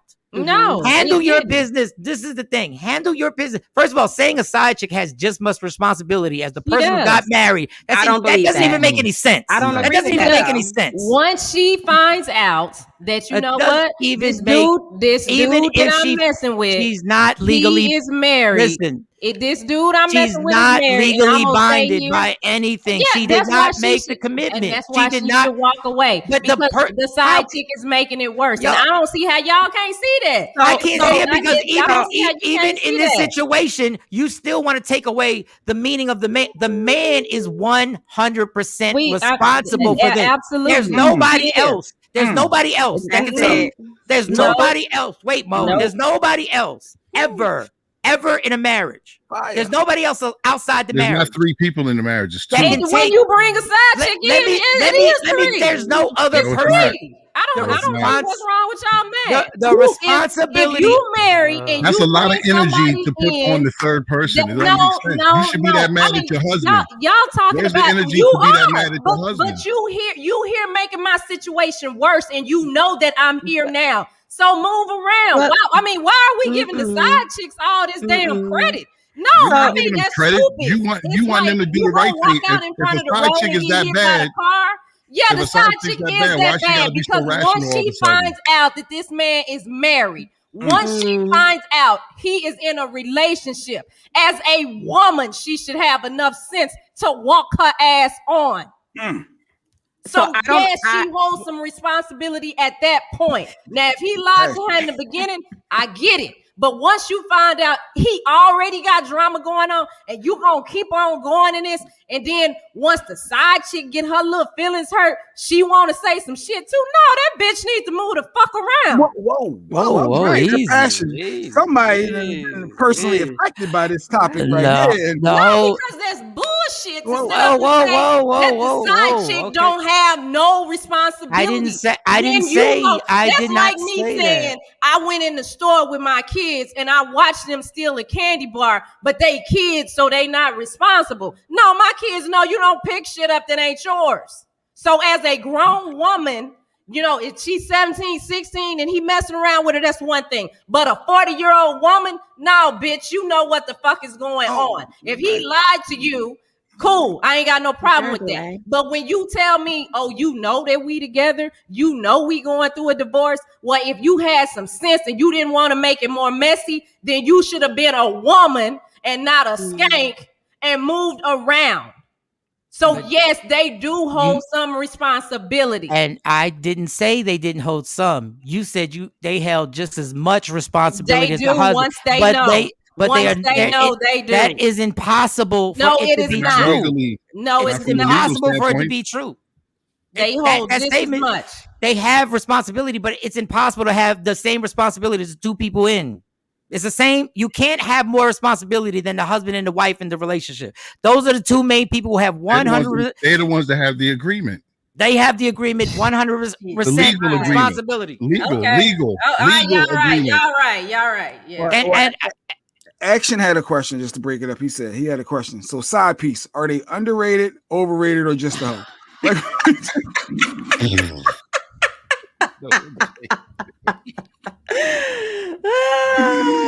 I'll say just right. Maybe the side piece could help you appreciate what you got at home. I tried to slow it down. Tam, Shawnee's on fire, Tam. You're right. She's on fire. The subject is touchy. You know, the passion is real. The passion is real. I see it. But this is my whole point.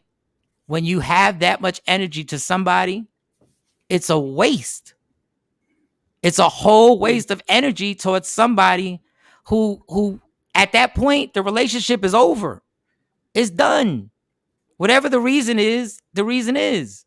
Wait, David but said for me to, right. Which one is it, David? But my thing is to waste energy on the dude that was knocking my chick down is a waste of my soul. Like, there's no reason to even worry about him. I don't care what they was doing. They went to the Bahamas. They went to Vegas. They went to Atlantic City. He was knocking her down. They did a threesome. Guess what? Our relationship is done. That's what it is. So when I start focusing, now I'm focusing fire on this dude, and guys is going after other side dudes and trying to roll up on with guns and trying to do all this other stuff, and your pride is hurt because you mad. You know who I'm mad at? I'm mad at her. That's it. That's all I'm mad at. That dude gave it up. That dude gave it to you because you gave it to him. Blew it back out. And blew it back out. Because they know that happened because that person made a choice. That's it. So me and you, I don't F with you. All my venom, even if it would be better not to have venom, but I know that's just not human because I get it.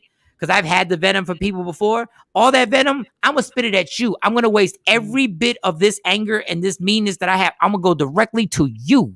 But it's human nature to deflect our anger towards, I call it distraction. Like those are distractions. So the side chick, the side guy, those are distractions. The person we're really mad as is the person who broke our promise together, the person who broke our vows, the person who we said forever do us part.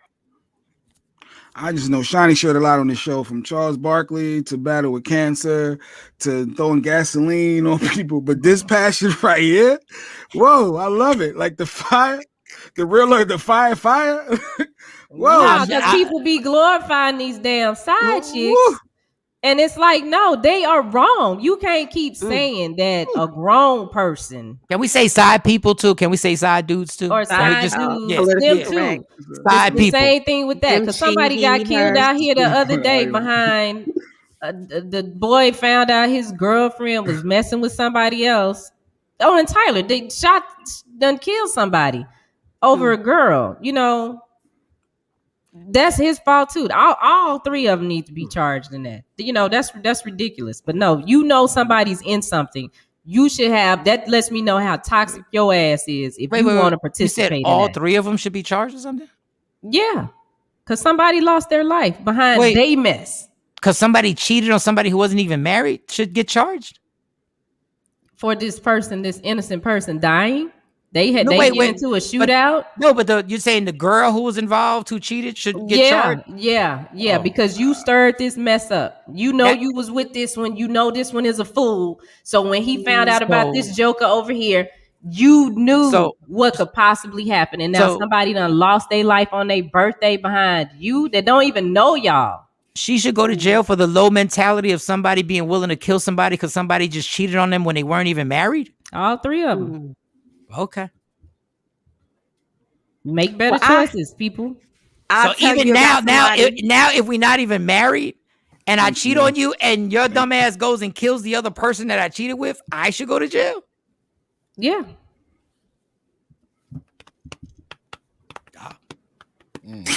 Mike said, let that marinate. Look at the time. Next, we can wrap up. Thanks, Mo. I'll say this to all my women out there who want to date somebody. I'll hold that till tomorrow. I'll hold the cougar section till tomorrow. Yo, I was gonna say, you putting Cam on the auction block? What? Johnny is not a prosecutor. Yeah, you're right about that. Actually. Yeah, everybody being jail. Everybody getting locked up. I know chocolate is not Jay Black's strong point, but they say the blacker the berry, the sweeter the juice, and Sharon Stone is no different. She's trying out rapper RMR. Now Sharon's 63 and he's 25. Who is RMR? The Dilla rapper. I mean, Sharon Stone looks good for 63. She's still 63, but she got a lot of money. So I ain't mad at the young boy. You might as well, hey.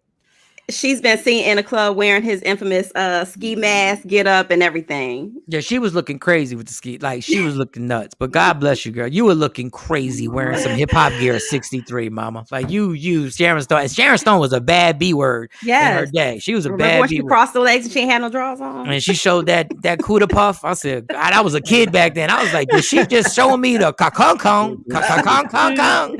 Ka-kong-kong? All right. Hey, this is what this show's about, y'all. Yes. When people catch fire, they catch fire. And they get the bulbs around them. I'm just happy it wasn't me today. That was an atomic bomb. It wasn't me. Direct your DMs, emails. Shawnee Scott. Don't come at me today. Shawnee Scott. It is Shawnee Scott on air. SHANISCOTTONAIR. That's where I'm at. Pull up. Don't you say pull up. Don't say pull up. Don't say pull up. Say DM me. Say DM me. Pull up on me. Pull up on me. I ain't gotta get no. Hey, it happens. Don't make me have to bring my Vaseline for my face down Texas next. I don't want to have to bring Vaseline in my bag. You know, TSA funny. They throw stuff out. No, you good. You good. Now we got this. I will go straight Keystone Polk on some people out here. Come on, pull up. Thank you, Tam Tam. Shawnee said, if you get caught robbing a bank and they told you they was gonna rob the bank, you going to jail. Going to? They told you? Yeah, you knew. You knew? Oh yeah, you going down too. You were complicit. You were complicit. Same charge. If you get killed because she cheated, everybody gonna tell. Everybody going. Kathy, you missed all the E. I wish you was here. You go on YouTube. You can rewind the show right on YouTube. Go to YouTube. You can go to MediaRoom360.com. And we ain't even talk about Cosby victims and it happened. No peas, no pills, no peas. No nothing. Going to have me a nap. Go chill. You guys will be on here tomorrow. I'll be on here via phone for a little bit because I got a flight. We got Dr. Smith. It's going to be Dr. Aaron Smith. Like, listen, y'all. Dr. Aaron Smith has actually been involved. He caught his own races. In America, you can all catch your own personal races. It's like it's personalized now. Action. If you watch cops, he said if you watch cops, you go to jail. That's what shines. You saw it go down. God. Yes. Dr. Aaron Smith got confronted with another crispy racist in the city of Philadelphia, and we have footage of it tomorrow. He will have his amazing monologue on race and culture in general, and he will give you the video, show you that. What else we got going on? What else? July 14th. July 14th. Rodney Perry and me at the Addison Improv. If you want them tickets, 972-404-8501. Or you can tap the link in my bio at Mike Shawn Comedy on Instagram at Mike Shawn Comedy. Tap the link. I'm actually gonna. I ain't playing. I gotta see Shawnee later today, so I need her to be regular. I gotta see her later today. I'm going to get a haircut, then I gotta go meet her at the track. Kathy said, "Don't forget about it. Don't bring no side chicks." Don't even bring Shawnee could have been around me. Shawnee could have been around me years ago. Anyway, we're gonna keep it moving. Michael dead. You'd have been dead. She don't know the green bottle legend. Like 20 years ago. She don't know the green bottle legend.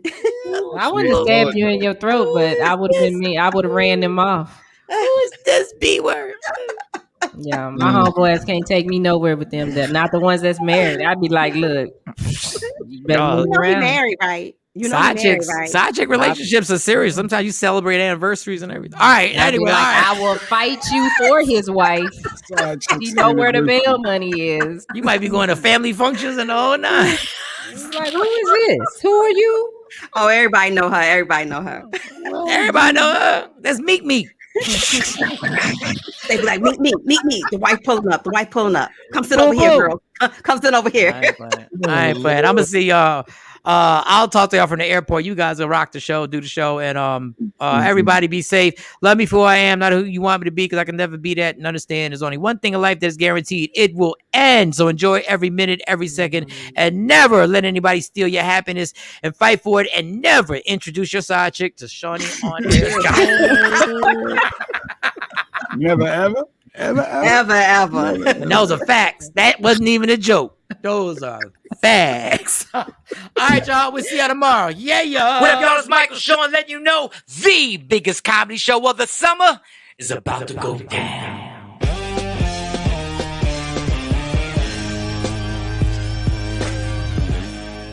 It all goes down July 14th. That's a Wednesday night at the Addison Improv. Michael Shawn and my man straight from Late Night with Monique and Coming to America the Movie Part 2, Mr. Rodney Perry. My wife be worried about me. She think I'm gonna meet a woman at one of these shows and run off. I tell her I ain't going no goddamn well. First of all, I can't spring this body on no new bitch. No, I'm okay with clothes on, but naked, some bullshit going on up here. This exclusive comedy situation goes down Wednesday night, July 14th. The Addison Improv. You want your tickets? Call 972-404-8501. Or it could be so simple if you just tap the link in my bio. Michael, Shawn, and the TakeOver Legends, where nothing's off limits. Free Agent Radio.